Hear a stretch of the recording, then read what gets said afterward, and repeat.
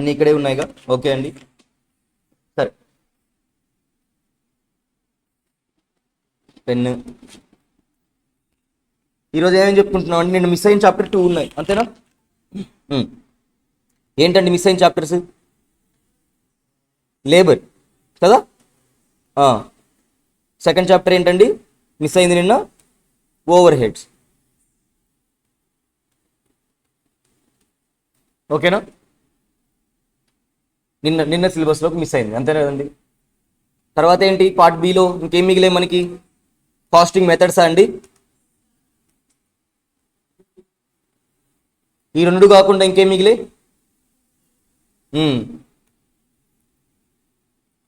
Book keeping. So labour over heads అయిపోయిన తర్వాత book keeping చెప్పుకొని తర్వాత కాస్టింగ్ మెథడ్స్లోకి ఎంటర్ అవుదాం. ఓకేనా? సార్, లేబర్ గుర్తున్నాయా అండి? ఫార్ములాస్ అవి గుర్తున్నాయా? కొద్దిగా అన్నా ఏంటి చేస్తాను.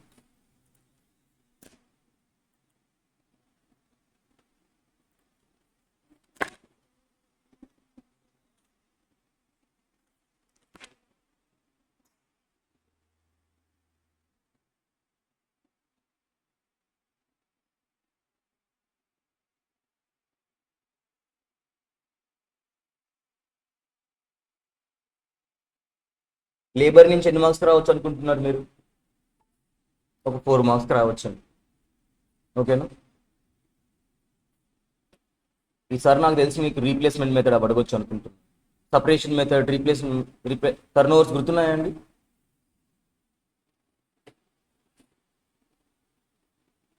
Flux method. పేజ్ నెంబర్ ఎంత అండి? లేబర్ 100 ప్రస్తుతానికి 100 కొట్టి చూద్దాం. 109 అయితే ఇంకొక 20 పేజెస్ వెళ్ళాలి.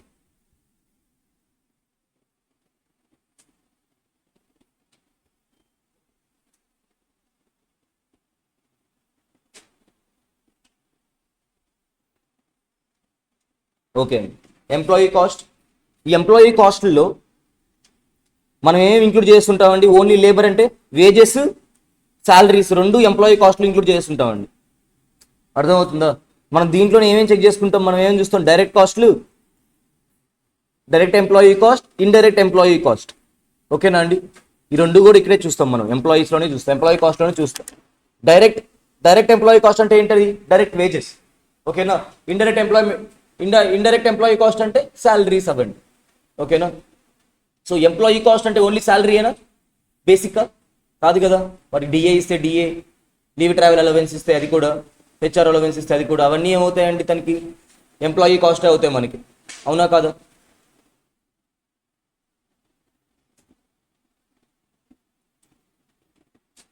ఎంప్లాయీ స్టాండర్డ్ నెంబర్ ఎంత అండి? 7. ఎప్పుడు పిలిచాను ఎంప్లాయీని? కింద పడ్డాకేనా?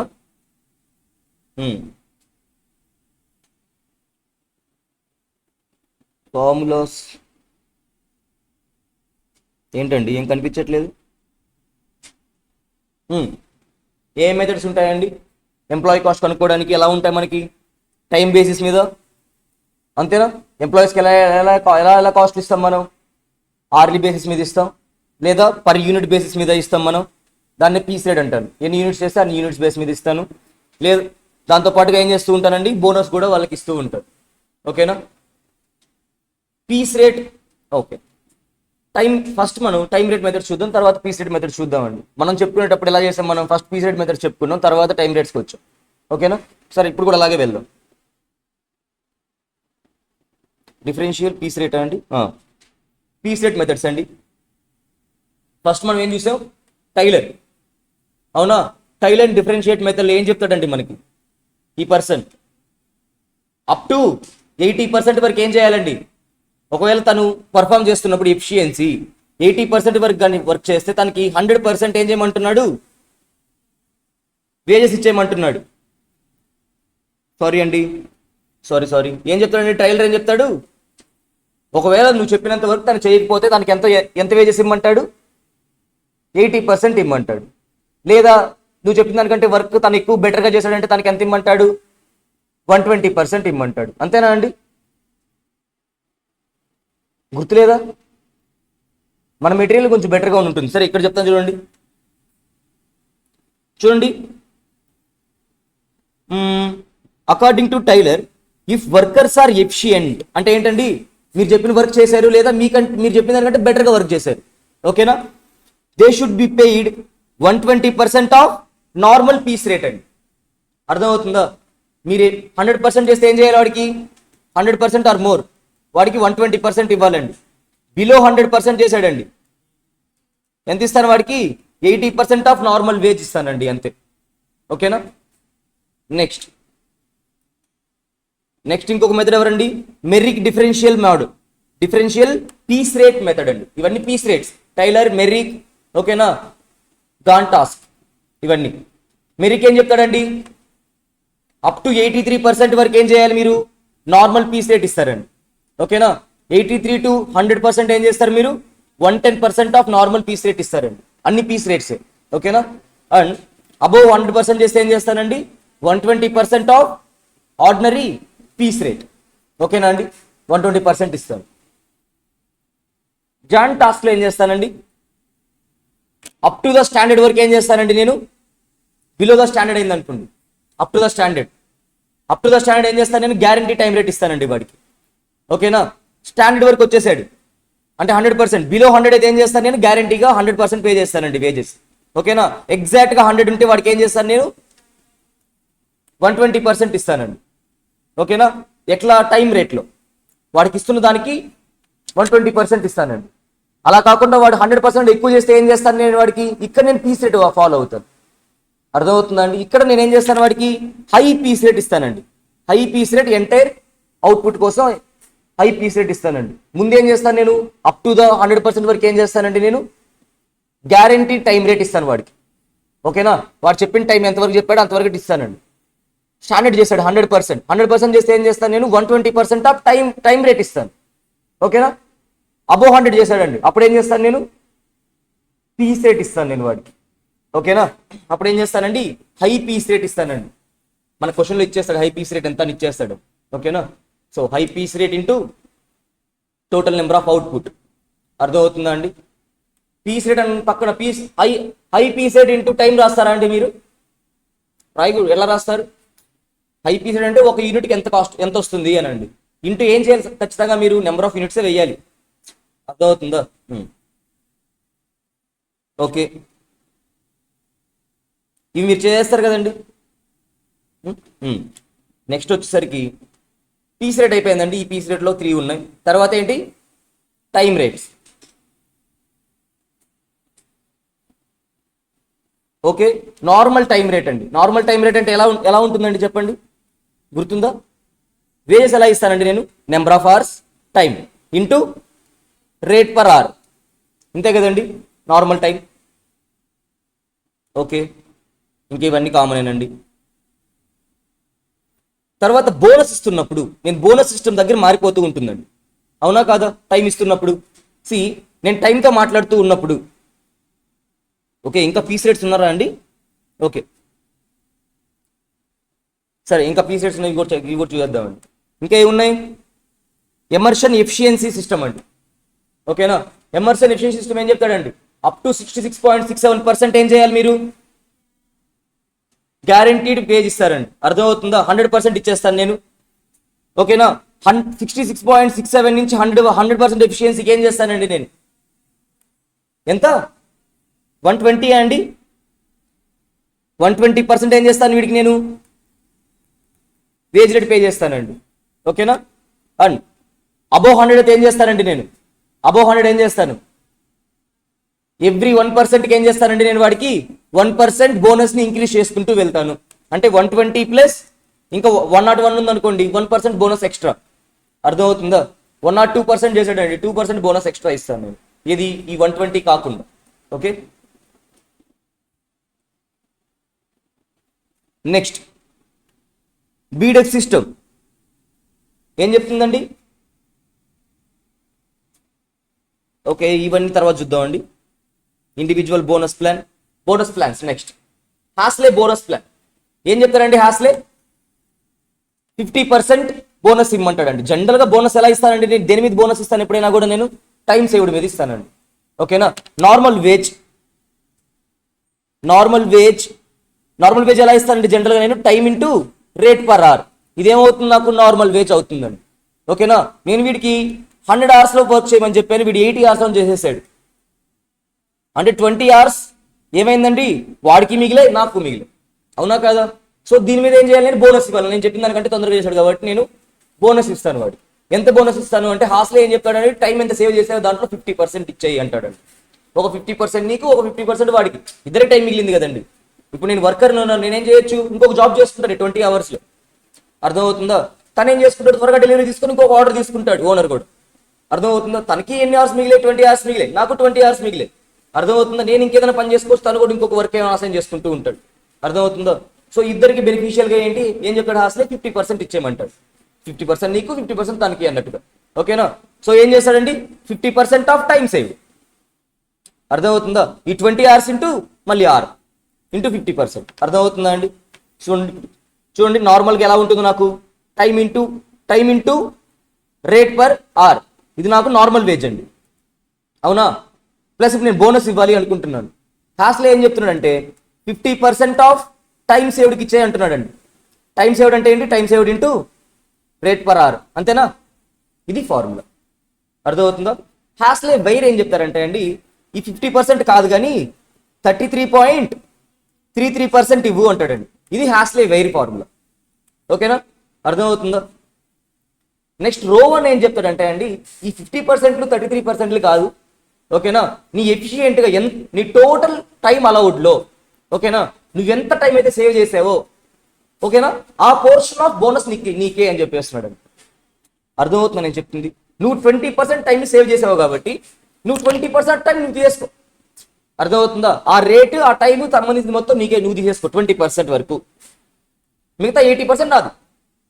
అర్థమవుతుందా అండి. ఇది ఎవరు చెప్తున్నారు ఇక్కడ, రోగన్ చెప్తాడండి. అర్థమవుతుందా. అంటే ఇప్పుడు చూడండి ఫార్ములా, టైం ఇంటూ రేట్, ఇది నార్మల్ వేజ్, ఎంత టైం వర్క్ చేసావు ఇంటూ రేట్ పర్ అవర్ వేసానండి నేను. ఓకేనా. సో టైం సేవ్డ్ అంటే ఎలా వస్తుందండి మనకి, టైం అలౌడ్, నేను ఎంత టైం అయితే అలౌ చేశాను, మైనస్ టైం టేకెన్, ఎంత టైం నేను తీసుకున్నాను. నువ్వు నాకు 100 hours ఇచ్చావండి, కానీ నేను 80 hours వర్క్ చేశాను. టైం టేకెన్ నాకు ఎంత, 80 hours చాలు నాకు అనిపించింది. 20 hours సేవ్ అవుతాయి, నాకు టైం సేవ్డ్ అవుతాయి, అంతే కదండి. అర్థమవుతుందా. సో ఈ రోవన్ మనకి ఏం చెప్తాడంటే, ఇక్కడ నువ్వు ఎంతైతే టైం సేవ్ చేసావో అంటే ఏంటి, time allowed minus time taken. ఓకేనా. Time saved divided by time allowed, ఆ ప్రపోర్షన్ అండి. అర్థమవుతుందా. డివైడెడ్ బై టైం అలౌడ్, మీకు అర్థమవుతుందా. ఇది ఒక ప్రపోర్షన్ లాగా ప్రీవియస్ ఇయర్ కంపేర్ చేస్తూ ఉన్నప్పుడు. ఓకేనా. So into time into R అండి, నార్మల్ వేజే. నార్మల్ వేజెస్లోనేనండి, అన్ని నార్మల్ వేజెస్లోనే ఉంటాయి మనకి, మీకు అర్థమవుతుందా. ఓకేనా. నెక్స్ట్ బ్రాత్ వేరియబుల్ షేరింగ్ ప్లాన్ అండి. దీంట్లో ఏమంటాడంటే, ఈ టైం అలౌడ్, టైం టేకెన్లు ఇవన్నీ కాదులేండి. ఓకేనా. జనరల్గా time allowed into time allowed అనేది ఎలా మనం జనరల్గా ఎలా అనుకుంటూ ఉంటే, డబల్ టైం అనుకుంటూ ఉండొచ్చు అండి. Time saved, time allowed, double time అనుకునే సెన్స్లో నేను ఏం చెప్తున్నాడంటే, టైం అలౌడ్ని రూట్లోకి తీసుకెళ్ళిపోయాడు కంప్లీట్గా, మీకు అర్థమవుతుందా. ఇప్పుడు దీన్ని బయటకు తీసుకొస్తే ఏం చేయొచ్చు అంటే, నేను R into time allowed square into T square రాసుకోవచ్చు కదా అండి. అర్థమవుతుందా. సో ఇక టీ అంటే ఏంటండి, టైం టేకెన్. అర్థమవుతుందా. So time taken into time allowed ఏం చేశాడు, స్క్వేర్ రూట్లోకి తీసుకెళ్ళిపోయాడు అండి, అంతే. అర్థమవుతుందా. ఇదేమవుతుంది, ఇది టోటల్ ఎర్నింగ్స్ అండి, టోటల్ ఎర్నింగ్స్ అవి. ఓకేనా. అన్ని టోటల్ ఎర్నింగ్స్ అండి. అందుకే ఇక్కడ నార్మల్ వేజ్ ప్లస్ బోనస్. ఇది నేను రాయట్లేదేంటి, రాసింది అవుతుంది. సరే అండి.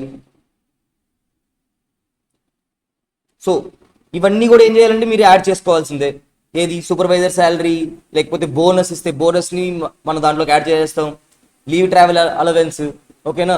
నైట్ షిఫ్ట్ అలవెన్స్ ఏమన్నా ఉంటే అది. ఫ్రింజ్ బెనిఫిట్స్ అంటే తెలుసా అండి, డీటెయిల్ వచ్చి ఉంటుందిగా మీకు. ఫ్రింజ్ బెనిఫిట్స్ అంటే ఏంటండి, మీ వెల్ఫేర్ కోసం ఇచ్చే బెనిఫిట్స్ అన్నిటిని నేను ఏమంటాను, ఫ్రింజ్ బెనిఫిట్స్ అని అంటాను. డీటెయిల్ రాలేదా మీకు శాలరీస్లో. ఉందా ఎగ్జామ్కి శాలరీస్?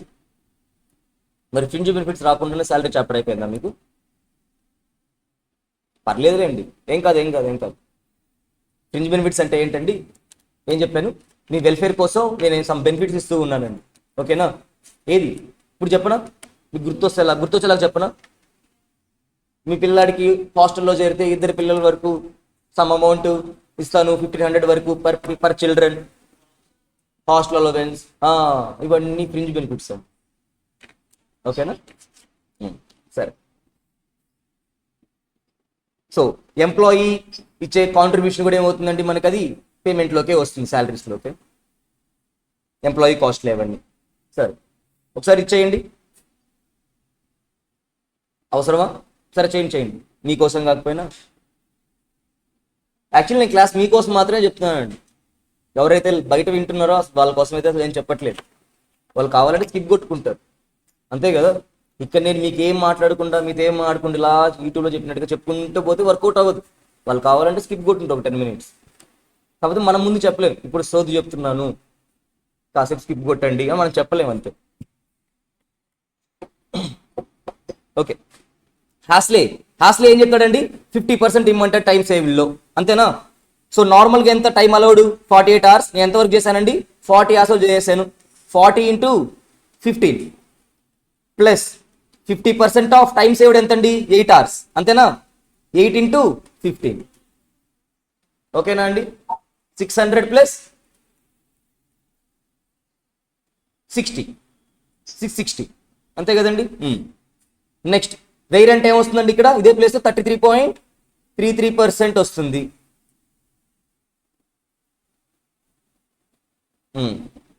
ఓకే, నెక్స్ట్ రోవన్ ఏం చెప్తానండి? ఫస్ట్ ఇదైతే కామన్ అయినా 40 into 15 నార్మల్ వేజ్. బోనస్ ఎలా ఇమ్మంటాడండి? రోవన్ ఎలా ఇమ్మంటాడు? ఆ ప్రపోర్షన్లో ఇమ్మంటాడు, టైం సేవ్డ్ ప్రపోర్షన్లో ఇమ్మంటాడు. ఓకేనా? టైం సేవ్డ్ ఎంత? 8 డివైడెడ్ బై టైం అలౌడ్ 48. ఓకేనా? ఈ ప్రపోర్షన్లో మనకి ఏం చేయమంటాడండి? Normal veg ఇమ్మంటాడు. అంటే 40 into సారీ అంతేనా? 40 into 15. ఈ ప్రపోర్షన్లో నాకు నార్మల్ వేజ్లో బోనస్ ఇమ్మంటాడండి. ఓకేనా? ఎంత వస్తుంది అప్పుడు నాకు? ఇది ఒక 600 డివైడ్ బై 6, ఓకేనా? 100 వస్తుందండి. ఇది 6 అండి, అంతే కదా? 1/6 అవుతుంది. సో 700. ఇది రోవన్స్ ప్లాన్లో అర్థమవుతుంది కదండి. నెక్స్ట్ అది చేసేయచ్చు. Time allowed into time taken square root of into R, 657.3. Okay, next labour turn overs కనుక్కుందామని. ఓకేనా? లేబర్ టర్న్ ఓవర్స్ ఏమి ఉంటాయండి? లేబర్ టర్న్ ఓవర్స్ జనరల్గా ఎలా కనుక్కుంటూ ఉంటాను. ఫస్ట్ నేను ఏం చేస్తున్నాను? ఫస్ట్ నేను సపరేట్ చేస్తున్నాను, ఫస్ట్ తీసేస్తున్నాను మనుషుల్ని. ఓకేనా? మనుషుల్ని తీసేస్తూ ఉన్నాను. ఎంతమందిని తీసేస్తాను అని కౌంట్ చేస్తున్నప్పుడు టర్న్ ఓవర్ కనుక్కుంటానండి. ఓకేనా? అప్పుడు ఫార్ములా ఏమొస్తుంది? దాన్ని సపరేషన్ మెథడ్ అంటానండి నేను. ఓకే, ఎంప్లాయీస్ ఎప్పుడు చూడండి, కొన్ని మీరు యావరేజ్ మాత్రమే తీసుకోవాలి. అవేంటో నేను చెప్తాను. టర్న్ ఓవర్స్ అప్పుడు, ఓకేనా? డెటార్స్, క్రెడిటార్స్, స్టాక్, ఓకేనా? ఇది ఏంటండి? ఇది వర్కర్స్. ఇవన్నీ కూడా నేను సరే వర్కర్స్ ఆర్ ఎంప్లాయీస్ ఎనీథింగ్ యావరేజే తీసుకుంటున్నాను. ఎందుకు? బ్యాక్గ్రౌండ్ ఏంటి? రీజన్ ఏంటి చెప్పాలి. ఎక్కడైనా కూడా వీళ్ళు స్టాండర్డ్గా ఉండరండి, అర్థమవుతుందా? నేను బిల్డింగ్ అన్నప్పుడు యావరేజ్ బిల్డింగ్ తీసుకోను, జనరల్గా చెప్తున్నాను. ల్యాండ్ అన్నప్పుడు యావరేజ్ ల్యాండ్ తీసుకోనండి. అవి ఎలా ఉంటాయి? ఫిక్స్డ్గా ఉంటాయి. ఓకేనా? సో నేను ఏమన్నా చేస్తున్నప్పుడు, ఓకేనా, నేను డిప్రిసియేషన్ వాడుతున్నాను అనుకోండి, అప్పుడు యావరేజ్ తీసుకుంటాను. మళ్ళీ యావరేజ్ అసెట్స్ అంటారు, అర్థమవుతుందా? లేదా టోటల్ అసెట్స్ అనేస్తాను. డిప్రిసియేషన్ లేదండి, అప్పుడు టోటల్ అసెట్సే. లేదా ఏం చేస్తాను? నేను యావరేజ్ అసెట్స్ తీసుకుంటాను డిప్రిసియేషన్ చేసేస్తున్నప్పుడు, ఎందుకని ఈ వాల్యూస్ మారిపోతున్నాయి కాబట్టి. ఓకేనా? అలాగే స్టాక్ తీసుకుంటున్నానండి. ఓపెనింగ్ స్టాక్ అలానే ఉంటుందా చివరి వరకు? లేదు, నేను ప్రొడక్షన్ పంపిస్తూ ఉంటాను, మళ్ళీ ఆర్డర్ చేసుకుంటూ ఉంటాను, నా స్టోర్ ఫిల్ అవుతూ ఉంటుంది, మళ్ళీ ప్రొడక్షన్ పంపిస్తూ ఉంటాను, అర్థమవుతుందా? సో మారిపోతూ ఉంటాయి కాబట్టి స్టాక్ అంతా ఎప్పుడు షిఫ్ట్ అవుతూ ఉంటుంది కాబట్టి నేను ఎప్పుడు ఏం చేస్తానంటే యావరేజ్ తీసుకుంటాను, అర్థమవుతుందా? మనం థియరిటికల్గా మాట్లాడుతున్నప్పుడు కొంతవరకు ఏం చేయాలి? మీరు అజంప్షన్స్ తీసుకోవాలి కాన్స్టెంట్గా. అర్థమవుతున్న కాన్స్టెంట్గా షిఫ్ట్ అవుతూ ఉంది అనుకో, మనం ఏం చేస్తామండి యావరేజ్ తీసుకుంటాం, దగ్గరికి వెళ్తాం. ఓకేనా, యాక్యురసీ వరకు వెళ్ళగలం, యాక్యురేట్గా వెళ్ళలేం కానీ యాక్యురసీ వరకు వెళ్ళగలం కాబట్టి. ఓకేనా, సో ఇంకా ఏమని చెప్పాను నేను, వర్కర్స్ కూడా ఏం చేస్తారంటే నేను యావరేజ్ తీసుకుంటాను. ఓకేనా, ఇంకా ఏమేం చెప్పాను, అలాంటి యావరేజెస్, డెటార్స్, క్రేటార్స్ ఇవి కూడా ఏం చేస్తానంటే నేను యావరేజ్ తీసుకుంటాను. మీరు గమనిస్తే ఐడియా ఉందిగా. ఇన్వెంటరీ టర్న్ ఓవర్ అన్నప్పుడు ఏం చేస్తానంటే టోటల్ కాస్ట్, అంతేనా, డివైడెడ్ బై యావరేజ్ ఇన్వెంటరీ. ఎందుకని యావరేజ్ ఇన్వెంటరీ, నీకు ఓపెనింగ్ తర్వాత ఏం జరుగుతుంది, నేను కొంటూ ఉన్నాను, మళ్ళీ ప్రొడక్షన్ పంపిస్తూ ఉన్నాను, ఇన్వెంటరీ మారిపోతూ ఉంటుంది. ఇక్కడ ఒకేలాగా ఉంటుంది ఇప్పుడు లెవెల్ ఆఫ్ ఇన్వెంటరీ. అర్థమవుతుంది, అందుకని నేను ఏం చేస్తాను, అంతా యావరేజ్ తీసుకుంటాను. ఓకేనా, ఓకే. అది separation method. Labour turn overs లో first one separation method. Separation method లో ఫార్ములా ఏంటండి, number of separations divided by average number of workers during the period.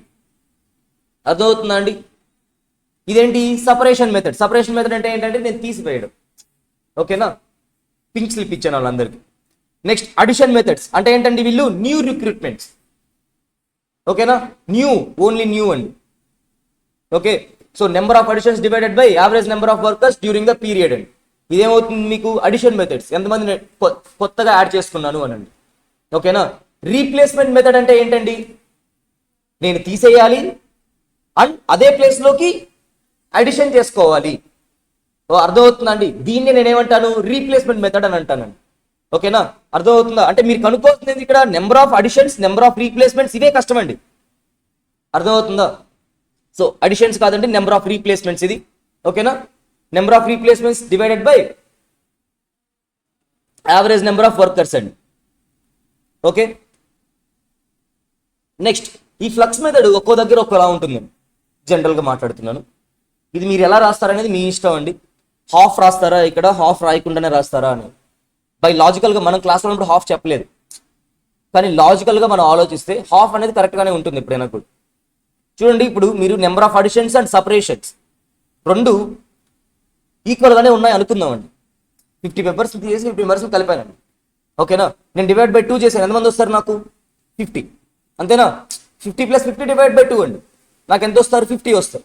Okay, so ఈ సపరేషన్ మెథడ్లో కూడా ఏమొస్తుందండి, నాకు టర్న్ ఓవర్ 50 డివైడెడ్ బై 100 వేసుకుంటాను, I mean average something అండి, ఎంత వస్తే అంత యావరేజ్లో రాసుకుంటాను. ఇప్పుడు ఇక్కడ 1/2 రాయడం వల్ల నాకు ఏం జరిగింది, 50 వచ్చిందిగా. అర్థమవుతుందండి, సో 1/2 అనేది లాజికల్ వే అని నేను అనుకుంటూ ఉంటాను. కానీ ఏం చేస్తానండి, గూగుల్లో కానీ సమ్ వేరే దగ్గరలో, మనం మెటీరియల్లో కూడా కొన్ని దగ్గరలో హాఫ్ ఇవ్వడు. అర్థమవుతుందా, సో హాఫ్ అనేది కరెక్ట్ అని నా ఫీలింగ్. మీరు ఎగ్జామ్ వచ్చినప్పుడు ఇక హాఫ్ రాసేయండి. ఓకేనా, half of number of additions plus separations. ఓకేనా, లేదా separations plus additions divided by 2 అండి, అంతే. హాఫ్ అని రాయాల్సిన అవసరం లేదు మీరు. ఓకేనా, flux method divided by average number of workers during the period అండి. ఓకే, ఇది ఫ్లక్స్ మెథడ్. తర్వాత ఈ సమ్లన్నీ మీరు చేయండి అండి. ఓకే, సో లేబర్ అంత ఇంపార్టెంట్ కాకపోయినా ఫార్ములాస్ మీరు నేర్చుకున్నారంటే ఒక 5 మార్క్స్ మీకు వచ్చేస్తాయి. ఓకేనా, ఇక్కడ ప్రాబ్లం ఏంటంటే మనం ప్రతి చాప్టర్ ఎందుకు చెప్తున్నాం అంటే అండి, ఏలో మీకు వచ్చిన చాప్టర్ వచ్చి బీలో మీకు నేను చెప్పని చాప్టర్ వచ్చింది అనుకోండి, అక్కడ ఇష్యూ అయిపోతుంది. ఈజీ క్వశ్చన్ వచ్చిందండి ఏలో, రాస్తే ఆన్సర్ వచ్చేస్తుంది, 8కి 8 పడిపోతాయి, లేకపోతే 7కి 7 పడిపోతాయి. ఇంకో క్వశ్చన్ అసలు ఏం రాదు, అప్పుడు చాలా బాధ వేస్తుంది. మిగతా దాంట్లో 2 హాఫ్ వచ్చా రాదా మీకు తెలియదు, అప్పుడు దీన్ని మీరు సెలెక్ట్ చేసుకోవాలా వద్దా ఒక కన్ఫ్యూజన్లోకి వచ్చేస్తారు. ఓకేనా, అయినా కాస్టింగ్ చాలా ఈజీగా ఉంటుందండి, మీరు అసలు చాయిస్ తీసుకోవాల్సిన అవసరం లేదు అని నేను అనుకుంటాను. కానీ మీకు సబ్జెక్టులు ఎక్కువ ఉన్నాయి కాబట్టి అది మీ ఇష్టం. అర్థమవుతుందా, నా ఫీలింగ్లో కాస్టింగ్కి మీరు పెద్ద టైం పెట్టాల్సిన అవసరం లేదని నేను అనుకుంటూ ఉంటానండి. ఎందుకంటే కాస్టింగ్ టీచర్ని కాబట్టి నా కాస్టింగ్ ఈజీగా ఉంటుంది కాబట్టి అండి, అంతేగాని నేను మీ సైడ్ నుంచి ఆలోచిస్తే కొంచెం కష్టంగానే ఉండొచ్చేమో, కానీ కాస్టింగ్ కష్టమా అండి అనిపిస్తుందా మీకు? గ్రూప్ 2 మనం చెప్పలేదు కదా, అందుకని కష్టమే. సరేలేండి, ఎవరు చెప్పిన గ్రూప్ 2 కొంచెం అడ్వాన్స్డ్గా ఉంటుంది. మేనేజ్మెంట్ అకౌంటింగ్ కదా, కొంచెం అడ్వాన్స్డ్గా ఉంటుంది. సరే, ఇంక లేబర్లో ఇంతేనండి మనం నేర్చుకోవాల్సింది, ఇంక లేబర్లో ఇంకేం లేదు. ఓకేనా, ఒకవేళ ఇంకా ఏముంటుందండి, లాస్ట్ చివరిలో మీకు ఏమన్నా క్వశ్చన్లో ఇచ్చినప్పుడు టోటల్ శాలరీ ఎంత కనుక్కోమన్నాడండి. అప్పుడు మీరు ఏం చేయాలి, బేసిక్, డిఏ, ఫ్రింజ్ బెనిఫిట్స్ అవన్నీ ఉన్నాయి కదా, అవన్నీ యాడ్ చేయాలి. ఓకేనా, టోటల్ శాలరీ ఫస్ట్ మీరు ఏం చేయాలి, క్వశ్చన్ క్లియర్గా చదవాలండి. క్వశ్చన్ క్లియర్గా చదివితేనే మీరు ఆన్సర్ చేయగలరు. ఓకేనా? ఓకే, ఇదేంటండి ఓవర్ హెడ్సా? ఓహో, ఓవర్ హెడ్సే కాదా? ఓకే అండి, చూడండి, అదే ఎంప్లాయీ కాస్ట్లో ఫస్ట్ ఏంటండి డైరెక్ట్ ఎంప్లాయీ కాస్ట్లు, ఇండైరెక్ట్ ఎంప్లాయీ కాస్ట్ అండి. ఓకేనా? ఇందాక మనం మాడుకున్నట్టు ఇవన్నీ అవసరం లేదు.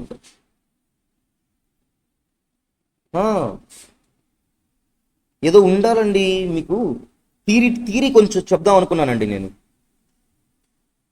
ఇక్కడ కాదులేండి.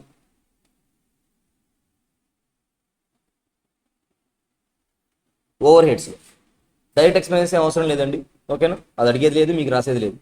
కాకపోతే మీరు తెలుసుకోవాల్సింది ఏంటంటే ఇక్కడ రాయల్టీ, ఓకేనా, ఇలాంటివి ఏమవుతాయండి మీకు డైరెక్ట్ ఎక్స్పెన్సెస్ అవుతాయి. అర్థమవుతుందా? నేను ఒక బుక్ని సేల్ చేయాలి అంటే, ఓకేనా, సేల్ చేసిన దాని మీద నీకు రాయల్టీ పే చేస్తున్నానండి. లేదా నేను ప్రొడ్యూస్ చేస్తున్నానంటే ఒక యూనిట్ నేను ప్రొడ్యూస్ చేయాలంటే మీకు ఆ ప్రొడక్షన్ సంబంధించిన అమౌంట్ నేను మీకు ఇవ్వాలి. ఇస్తే తప్ప నేను ప్రొడ్యూస్ చేయలేను. పేటెంట్స్ కావచ్చు, రాయల్టీస్ ఇలాంటివి.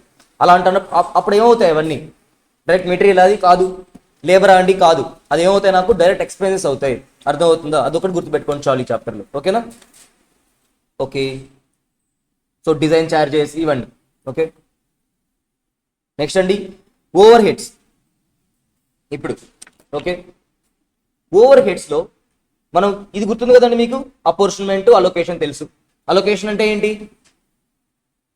డైరెక్ట్గా నేను ఏం చేస్తానండి కాస్ట్ అన్నింటిని ఆ డిపార్ట్మెంట్స్కి అలొకేట్ చేస్తానండి. ఓకేనా? దాన్ని నేను అలొకేషన్ అని అంటాను, డైరెక్ట్గా వాళ్ళకి ఛార్జ్ చేస్తే. అలా కాకుండా నాకు డైరెక్ట్గా ఐడెంటిఫై అవ్వట్లేదు. ఓకేనా? ఒక ప్రీ డిటర్మైన్డ్ బేసిస్ తీసుకుని ఆ బేసిస్ మీద ఏం చేస్తానంటే డిపార్ట్మెంట్స్కి ఛార్జ్ చేస్తే దాన్ని నేనేమంటాను కాస్ట్ అపోర్షన్మెంట్ అని అంటాను. ఓకేనా? నెక్స్ట్ ఓవర్ హెడ్స్ అండి. ఓవర్ హెడ్స్ అంటే ఏంటి? ఇండైరెక్ట్ కాస్ట్, ఇండైరెక్ట్ ఎక్స్పెన్సెస్ నేను ఏమంటానండి ఓవర్ హెడ్స్ అని అంటూ ఉంటాను. సో డైరెక్ట్ ఎక్స్పెన్సెస్ డిపార్ట్మెంట్కి వెళ్తాయా అండి, లేకపోతే ప్రోడక్ట్కి వెళ్తాయా? అర్థమవుతుంది నేను చెప్తుంది. ఇప్పుడు మీరు ప్రొడక్ట్ని చూడగానే కాస్ట్ని ఐడెంటిఫై చేయగలుగుతున్నారండి. ఓకేనా? సమ్ ఎక్స్పెన్సెస్ని ఐడెంటిఫై చేయగలుగుతున్నారు అన్నప్పుడు, ఓకేనా, అవి నాకు ఏమవుతాయండి డైరెక్ట్, ఏదో మాట్లాడుతున్నానండి, ఏం చెప్తూ ఉన్నాను?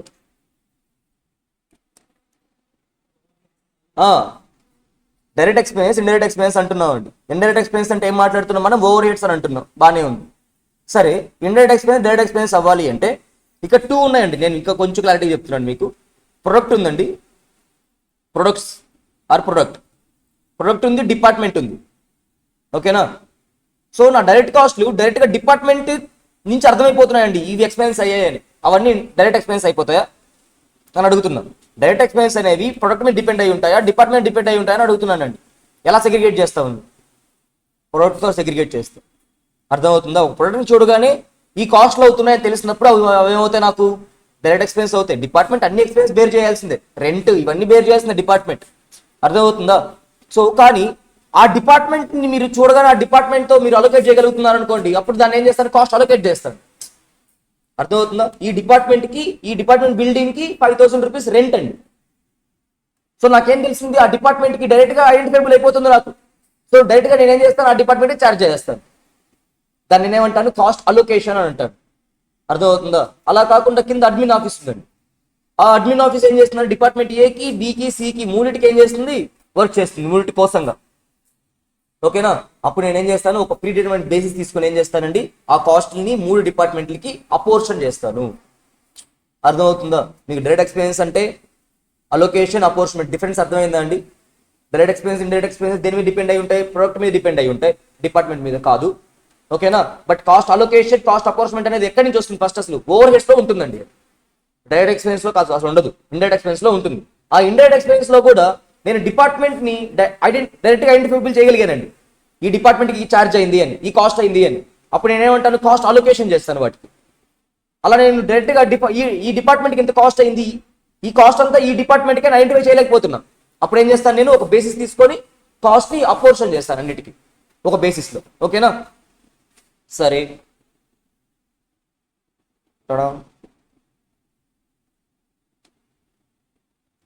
నెక్స్ట్ ఏంటండి? Variable, semi variable. దీంట్లో కొన్ని మెథడ్స్ ఉన్నాయండి, సెమీ వేరియబుల్స్ ఈ అవసరం లేదు. అపోర్షన్మెంట్, అలొకేషన్ ఇవి మీకు తెలుసు, అయిపోయింది. ఈ బేసిస్ మీకు ఐడియా ఉన్నాయి కదండి. రెంట్ అయితే ఏం తీసుకోవాలి, ఫ్లోర్ ఏరియా, ఓకేనా. రిపేర్స్ ఆఫ్ బిల్డింగ్ ఏం తీసుకుంటానండి, value of building or floor space తీసుకుంటాను. ఇవి మీకు అర్థమైపోతాయండి చూడగానే, క్వశ్చన్లో మీకు అర్థమైపోతూ ఉంటాయి. జనరల్ లైటింగ్, లైటింగ్కి ఏం తీసుకుంటానండి నేను, లైట్ పాయింట్స్ తీసుకుంటాను. పవర్, పవర్ పవర్ అంటే ఎలక్ట్రిసిటీ కాదు, ఎలక్ట్రిసిటీ వేరు, పవర్ వేరు. అర్థమవుతుందా? పవర్ అంటే దేనికోసం వాడతాను నేను, కొంచెం హై అర్థమవుతుంది వోల్టేజ్ ఉండే వాటిని పవర్ అలా వాడతానండి. లేదా ఎలక్ట్రిసిటీ అంటాను, హోమ్ కన్జంప్షన్ అప్పుడు నేను ఎలక్ట్రిసిటీ అంటానండి. అర్థమవుతుందా? జస్ట్ లైట్లు వీటికి హోమ్ కన్జంప్షన్ అంటే ఫ్యాక్టరీలో కూడా హోమ్ కన్జంప్షన్ ఉంటుందండి. అంటే లైట్లు జనరల్గా ఎలాగ ఉంటాయి కదా, ఇవన్నీ ఏమవుతాయి నాకు ఎలక్ట్రిసిటీలోకి వస్తాయండి. మిషనరీ ఇవన్నీ నేను ఏం మాట్లాడతాను, పవర్ అని మాట్లాడతాను. అర్థమవుతుందో? సో పవర్ వచ్చినప్పుడు ఏంటంటే హార్స్ పవర్ ఆఫ్ మషీన్స్ తీసుకుంటాను నేను. Telephones, number of extension something, telephones వాడిచ్చిన దాని బేసిస్ మీద తీసుకుంటానండి నేను, ఓకేనా. Supervision, number of employees, material handling, number of material requisitions, ఓకేనా. మెటీరియల్ హ్యాండ్లింగ్ అంటే ఏంటండి, మెటీరియల్ హ్యాండ్లింగ్ కాస్ట్లు ఏంటండి, మెటీరియల్ అర్థం కాలేదండి ఏంటండి,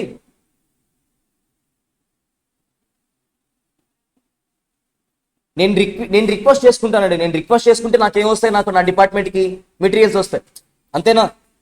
అర్థమవుతుందండి. నేను రిక్వెస్ట్ చేసుకుంటాను, ఏ రిక్వెస్ట్ అయినా కావచ్చు. నేను ప్రొడక్షన్ చేస్తున్నాను కాబట్టి స్టోర్ రిక్విజిషన్ ఇచ్చుకుంటాను, లేదా మెటీరియల్ రిక్విజిషన్, నాకు మెటీరియల్ కావాలరా బాబు అని. అర్థమవుతుందా? సో దీనికి హ్యాండ్లింగ్ ఖర్చులు ఉంటాయండి. మెటీరియల్ వస్తుంది, దాన్ని ఒక పక్క స్టోర్ చేసుకుంటాను, లేదా ఏదో ఒకటి జరుగుతుంది, అవునా. సో నాకు ఎన్నిసార్లు మెటీరియల్ వచ్చి ఉంటే నేను ఎన్నిసార్లు ప్రొడక్షన్ చేస్తాను అన్నిసార్లు, అంతే కదా. సో ఈ హ్యాండ్లింగ్ కాస్ట్ నాకు టోటల్గా వచ్చిందండి 4-5 డిపార్ట్మెంట్స్ కలిపి. అర్థమవుతుందా? అంటే ఏంటి, ఒక దగ్గర స్టోర్ చేస్తూ కూర్చున్నాను నేను మెటీరియల్స్ అన్నిటిని, ఏ డిపార్ట్మెంట్కి కావాలన్నా ఇక్కడ నుంచి తెచ్చుకోండి అని ఒక అవైలబుల్ ఏరియాలో, ఓకేనా. సో నేను నాకు హ్యాండ్లింగ్ కాస్ట్ ఒక సమ్ వచ్చింది. ఈ సమ్లో నాకు ఎంత కాస్ట్ ఉంది ఎలా తెలుస్తుంది, నేను ఎన్నిసార్లు ఆర్డర్ ఇచ్చాను మెటీరియల్స్ కోసం, ఓకేనా. సో అందరు కలిసి ఎన్నిసార్లు ఆర్డర్ ఇచ్చున్నారు, దాంట్లో నా ప్రపోర్షన్ ఎంత, ఆ బేసిస్లో ఏం చేసుకుంటాను, నేను డివైడ్ చేసుకుంటాను. అదర్వైజ్ ఏం చేస్తానంటే నేను, అది లేనప్పుడు వాల్యూ ఆఫ్ మెటీరియల్, అందరు ఎంత యూజ్ చేశారు, నేను ఎంత యూజ్ చేశాను, ఆ ప్రపోర్షన్లో డివైడ్ చేసుకుంటాను, ఓకే. ఈసారి మీకు సైమల్టేనియస్ ఈక్వేషన్ వస్తుందా అండి అనుకుంటున్నాను నేను. ఈజీగానే తెలుసుగా simultaneous equation methods, overheads apportion మెథడ్స్లో, ఓకేనా. ప్రైమరీ అలొకేషన్లో ఏం ఉండదండి, అర్థమవుతుందా. ప్రైమరీ డిస్ట్రిబ్యూషన్ ఏమంటారంటే cost allocation or cost proportion ఏదైనా ఉండొచ్చులేండి, పర్లేదు, ఓకేనా. Primary distribution and secondary distribution రెండు ఉంటాయి ఓవర్ హెడ్స్లో, ఓకేనా. ప్రైమరీ డిస్ట్రిబ్యూషన్లో ఏం చేస్తానండి నేను, అది ప్రొడక్షన్ డిపార్ట్మెంటా సర్వీస్ డిపార్ట్మెంటా నేనేం పట్టించుకోనండి. అర్థమవుతుందా? కనిపిస్తూ ఉంటే డైరెక్ట్గా కనిపిస్తూ ఉంటే వాటిని ఏం చేస్తాను, కాస్ట్ అలొకేట్ చేస్తాను. డైరెక్ట్గా కనిపించకపోతే ఏం చేస్తానండి, కాస్ట్ అపోర్షన్ చేసి మొత్తానికి ఏం చేస్తానండి, కాస్ట్ని ఏం చేస్తానండి, డిస్ట్రిబ్యూట్ చేస్తాను ప్రైమరీ డిస్ట్రిబ్యూషన్లో. అది సర్వీస్ డిపార్ట్మెంటా ప్రొడక్షన్ డిపార్ట్మెంటా నాకు అనవసరం, ఓకేనా. అన్ని డిపార్ట్మెంట్స్కి ఏం చేస్తాను నేను, కాస్ట్ని అలొకేట్ ఆర్ అపోర్షన్ చేసేస్తాను. నెక్స్ట్ సెకండ్ స్టెప్లో ఏం చేస్తానండి, సెకండరీ డిస్ట్రిబ్యూషన్ స్టార్ట్ చేస్తాను. ఈ సెకండరీ డిస్ట్రిబ్యూషన్లో మనకి చాలా మెథడ్లు ఉండొచ్చు, కానీ ఏం చేస్తారో చెప్తాను మేము, ఓకేనా. సర్వీస్ డిపార్ట్మెంట్ అంటే కింద ఉన్న మనకి అడ్మిన్ డిపార్ట్మెంట్ అవ్వచ్చు, ఓకేనా. ఇలాంటి డిపార్ట్మెంట్స్ నుంచి మనకి ఏమైనా రెవెన్యూ జనరేట్ అవుతుందా, లేదండి. ఇవి ఓన్లీ రెస్పాన్సిబుల్ ఫర్ కాస్ట్. అర్థమవుతుంది, వాళ్ళ దగ్గర నుంచి మనకి ఏమి రెవెన్యూ ఏం జనరేట్ అవ్వదండి. కానీ అక్కడ అయిన కాస్ట్ అన్నింటిని కూడా మనం ఏం చేయాలి, ఎంతో కొంత తగ్గించాలా. అర్థమవుతుందండి. ఆ కాస్ట్లు కూడా ఏం చేయాలి, సర్వీస్ డిపార్ట్మెంట్ దగ్గరికి వెళ్ళకూడదు, అవి కూడా మనం ప్రొడక్ట్కి కానీ వాటికి అలొకేట్ చేసేయాలి. అర్థమవుతుందా. సో ఏం చేస్తాను నేను, సర్వీస్ డిపార్ట్మెంట్కి అవుతున్న కాస్ట్ అన్నింటిని ఏం చేస్తాను సార్, ఒక ప్రపోర్షన్, వాడు చెప్పిన ప్రపోర్షన్ కావచ్చు, వాడికి ఇచ్చిన కండిషన్స్, ఆ మెథడ్ యూజ్ చేసుకొని ఏం చేస్తాను నేను, కాస్ట్ని అపోర్షన్ చేస్తాను మళ్ళీ. అర్థమవుతుందండి. ఇదంతా అపోర్షన్ అండి, ఇంకా అలొకేషన్ ఏమి ఉండదు ఇక్కడ, ఓకే. సో నేను కంప్లీట్గా ఏం చేస్తానండి, కాస్ట్ని అపోర్షన్మెంట్ చేసేస్తాను ఒక బేసిస్లో. వాడు ఒక బేసిస్ చెప్పుంటాడు, ఆ బేసిస్లో. అర్థమవుతుందండి. ఇవి 2 మెథడ్స్. ఇవి చేస్తే మీకు ఏం వచ్చేస్తుంది, అది అయిపోతుందండి. టోటల్ మీకు ఎంత కాస్ట్ అయింది ప్రొడక్ట్ ఒక్కొక్క డిపార్ట్మెంట్ అని తెలుస్తుందండి, ఓకేనా. సో లాస్ట్ స్టెప్గా ఏం చేస్తారు మీరు, ఎన్ని మిషన్ అవర్స్ యూజ్ చేశాను. అర్థమవుతుందా. వాడు మీకు క్వశ్చన్లో చెప్తాడండి, మిషన్ ఆర్ రేట్ బేసిస్ మీద చేయండి, లేదా లేబర్ ఆర్ రేట్ బేసిస్ మీద చేయండి అని చెప్తాడండి. Most of the case overheads అన్ని ఫ్యాక్టరీలో జరుగుతూ ఉంటాయి కాబట్టి మిషన్ ఆర్సే ఉంటుందండి. అర్థమవుతుందా. చూడండి ఫ్యాక్టరీలో జరుగుతుంది ఇండైరెక్ట్ ఎక్స్పెన్సెస్ దేని డిపెండ్ అయి ఉండొచ్చు, మిషన్సే కదండి, అర్థమవుతుందా? సో మిషనర్స్ బేసిస్ మోస్ట్లీ తీసుకుంటూ ఉంటాం మనం, అర్థమవుతుందండి. అండ్ నిన్నటి మాట్లాడుకున్నట్టుగా under absorption and over absorption. Okay, standard నేను ఏమంటానంటే నేను స్టాండర్డ్స్ అని ఎప్పుడు మాట్లాడతాను నేను when I'm applied while performing అని మాట్లాడుకున్నాను. నేను గుర్తుంది కదండి, నేను పర్ఫామ్ చేస్తున్నానంటే ఏంటి, నేను అప్లై చేస్తున్నానండి, నేను అప్లై చేస్తున్న కాస్ట్. ఓకేనా, అప్లైడ్ కాస్ట్ తక్కువగా ఉంది అంటే స్టాండర్డ్ కాస్ట్ తక్కువగా ఉండి నేను ఇంకర్ అయిన కాస్ట్, అప్లైడ్ వేరండి, ఇంకర్డ్ వేరండి. ఓకేనా, ఇంకర్ అవడం అంటే ఏంటి, యాక్చువల్గా నేను ఎంత స్పెండ్ చేశాను అని అర్థం. ఓకేనా, నేను ఇంకర్ అయిన కాస్ట్ ఎక్కువగా ఉండి నేను అప్లై చేస్తున్న కాస్ట్ అంటే స్టాండర్డ్ గా నేను అనుకున్న కాస్ట్, అర్థమవుతుందా? సో ఆ కాస్ట్ తక్కువగా ఉందండి, అప్లైడ్ తక్కువగా ఉంది, యాక్చువల్ ఎక్కువగా ఉంది. దీన్ని నేనేమంటాను, అండర్ రికవరీ అంటానండి, అండర్ అబ్జార్ప్షన్, సారీ. ఓకేనా, under absorption or under recovery, anything అండి, ఏదైనా పర్లేదు. సో అండర్ రికవరీ ఉన్నప్పుడు నేను ఏం చేస్తానండి, జనరల్గా అండర్ రికవరీ ఉన్నప్పుడు యాడ్ చేసుకోవాలి. దేనికి యాడ్ చేయాలి, యాడ్ వరకు గుర్తుంది, నేను చెప్పుకున్నాం, దేనికి యాడ్ చేయాలి అది ఇక్కడ క్వశ్చన్. ఓకేనా, ఇఫ్ ఏం చేయొచ్చు అంటే త్రీ అంటే 3 రకాలుగా చేయొచ్చు. అంటే దీంట్లో ఇంపార్టెంట్ ఏంటంటే మీరు ఏం చేయాలి, 10% కంటే ఎక్కువ లేదనుకోండి అంటే ఇన్సిగ్నిఫికెంట్. ఓకేనా, అండర్ అబ్జర్వేషన్ ఇన్సిగ్నిఫికెంట్ అండి. ఇన్సిగ్నిఫికెంట్ మీరు ఏం చేస్తారు, స్ట్రైట్ గా P&Lకి తీసుకెళ్ళిపోవాలి. అర్థమవుతుందా, నేను చెప్పింది మీకు అర్థమవుతుందా అండి?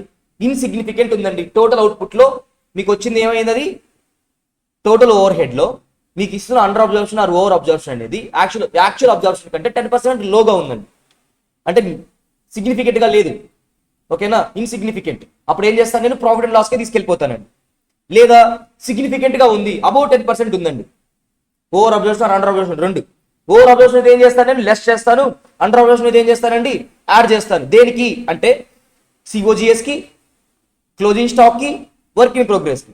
అర్థమవుతుందా, నేనైతే ఎక్కడెక్కడైతే ఓవర్ హెడ్స్ ని అప్లై చేస్తున్నాను, అర్థమవుతుందా, ఎక్కడెక్కడ ఇంకర్ అయి ఉంటానండి ఓవర్ హెడ్స్ ని. ఓపెనింగ్ స్టాక్ లో ఇంకర్ అయి ఉంటానా ఓవర్ హెడ్స్ ని, ఓపెనింగ్ స్టాక్ లో అవ్వరండి. ఓపెనింగ్ స్టాక్ లో ఏం పని చేయదు కాబట్టి రా మెటీరియల్ అమోల్ ఉంది అంతే, దాంట్లో ఏం ఓవర్ హెడ్ లేదు. అర్థమవుతుందా, ఓపెనింగ్ స్టాక్ లో ఎలా ఉండదండి, దేంట్లో ఉంటుంది, వర్కింగ్ ప్రోగ్రెస్ లో ఉంటుంది, కొంత పని జరిగింది కాబట్టి మిషన్స్ లో వేసి. ఓకేనా, అర్థమవుతుంది నేను చెప్తుంది. క్లోజింగ్ స్టాక్ ఫినిష్ కూడా తయారైంది కాబట్టి దాంట్లో కూడా ఏముంటుంది, మనకి ఓవర్ హెడ్ ఉంది. ఓవర్ అబ్జర్వేషన్ అండర్ అబ్జర్వేషన్ ఏమైనా ఉంటే దాంట్లో అడ్జస్ట్మెంట్ చేయాలి. అర్థమవుతుందండి. ఫినిష్డ్ గుడ్ గా బయటకు వెళ్ళిపోయింది, అర్థమవుతుందా, finished goods, closing stock, finished goods and something work in progress. ఈ మూడింటికి ఏం చేస్తానండి, నేను అడ్జస్ట్మెంట్ చేయాలి. అండర్ అయితే యాడ్ చేస్తాను, ఓవర్ అయితే ఏం చేస్తానండి, లెస్ చేస్తాను. అర్థమైంది, ఏ ప్రపోర్షన్ లో, ఆ value proportions. Closing stock value ఎంత ఉంది, ఓకేనా, ఆ వాల్యూ ప్రపోర్షన్ ఏం చేస్తానండి, వాటికి అలోకేట్ చేస్తాను ఆ కాస్ట్ అన్నిటిని. అర్థమవుతుందా, ఓకే.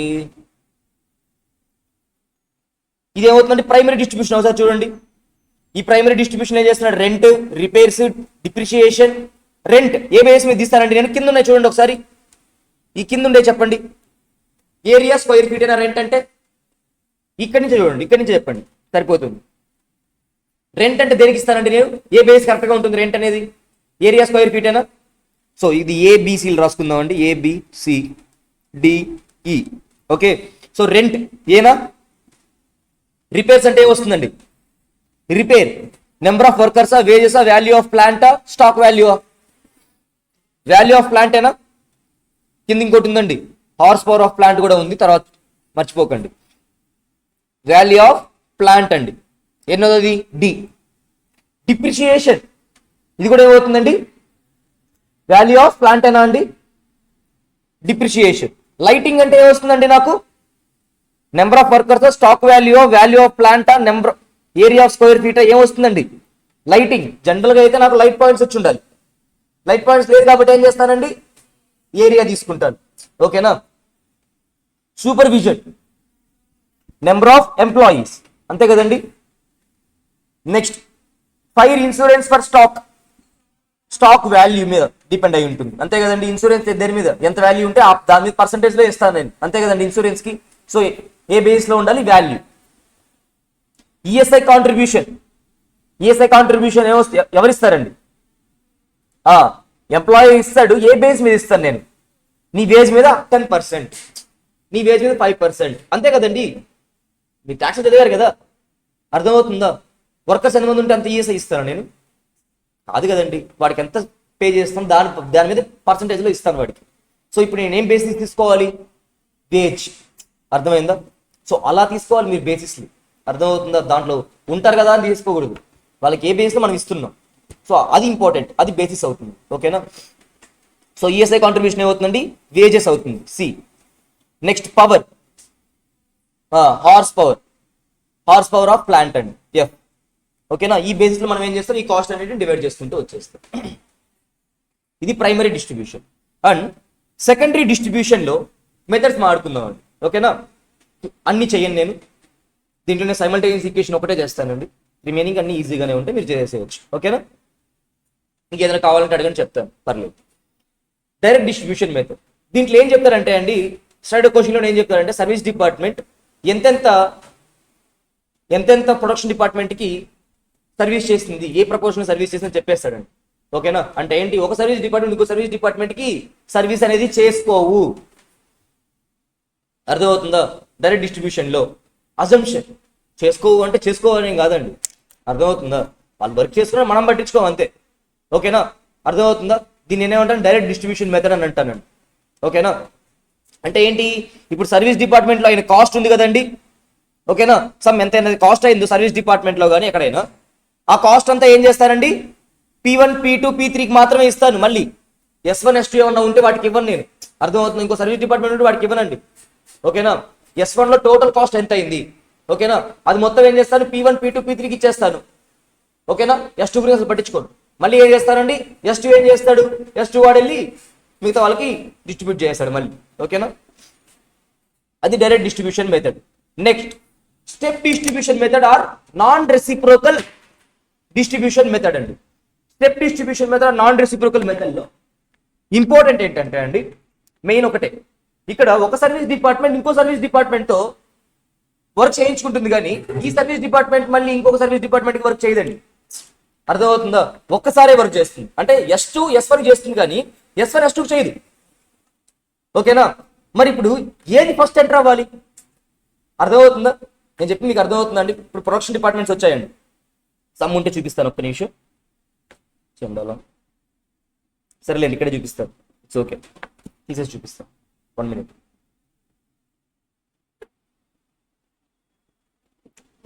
నేను నార్మల్ క్లాస్ చెప్తున్నాడు అనుకునేవాడిని అండి, ఇవన్నీ సేవ్ చేస్తుంటే బాగుండేది, నెక్స్ట్ డేకి మళ్ళీ అంత ప్లెయిన్ అయిపోతుంది అని. ఈరోజు బాధపడుతున్నాడు, ప్లెయిన్గా ఉంటే బాగుండు అని. ఓకే, సరే అండి. సరే, ఇప్పుడు మరి ఫస్ట్ ఏదేనికి అలొకేట్ చేయాలి? అర్థమవుతుందని చెప్తుంది. ఇప్పుడు ఈ ప్రొడక్షన్ డిపార్ట్మెంట్స్ ఉన్నాయి అనుకుందామండి.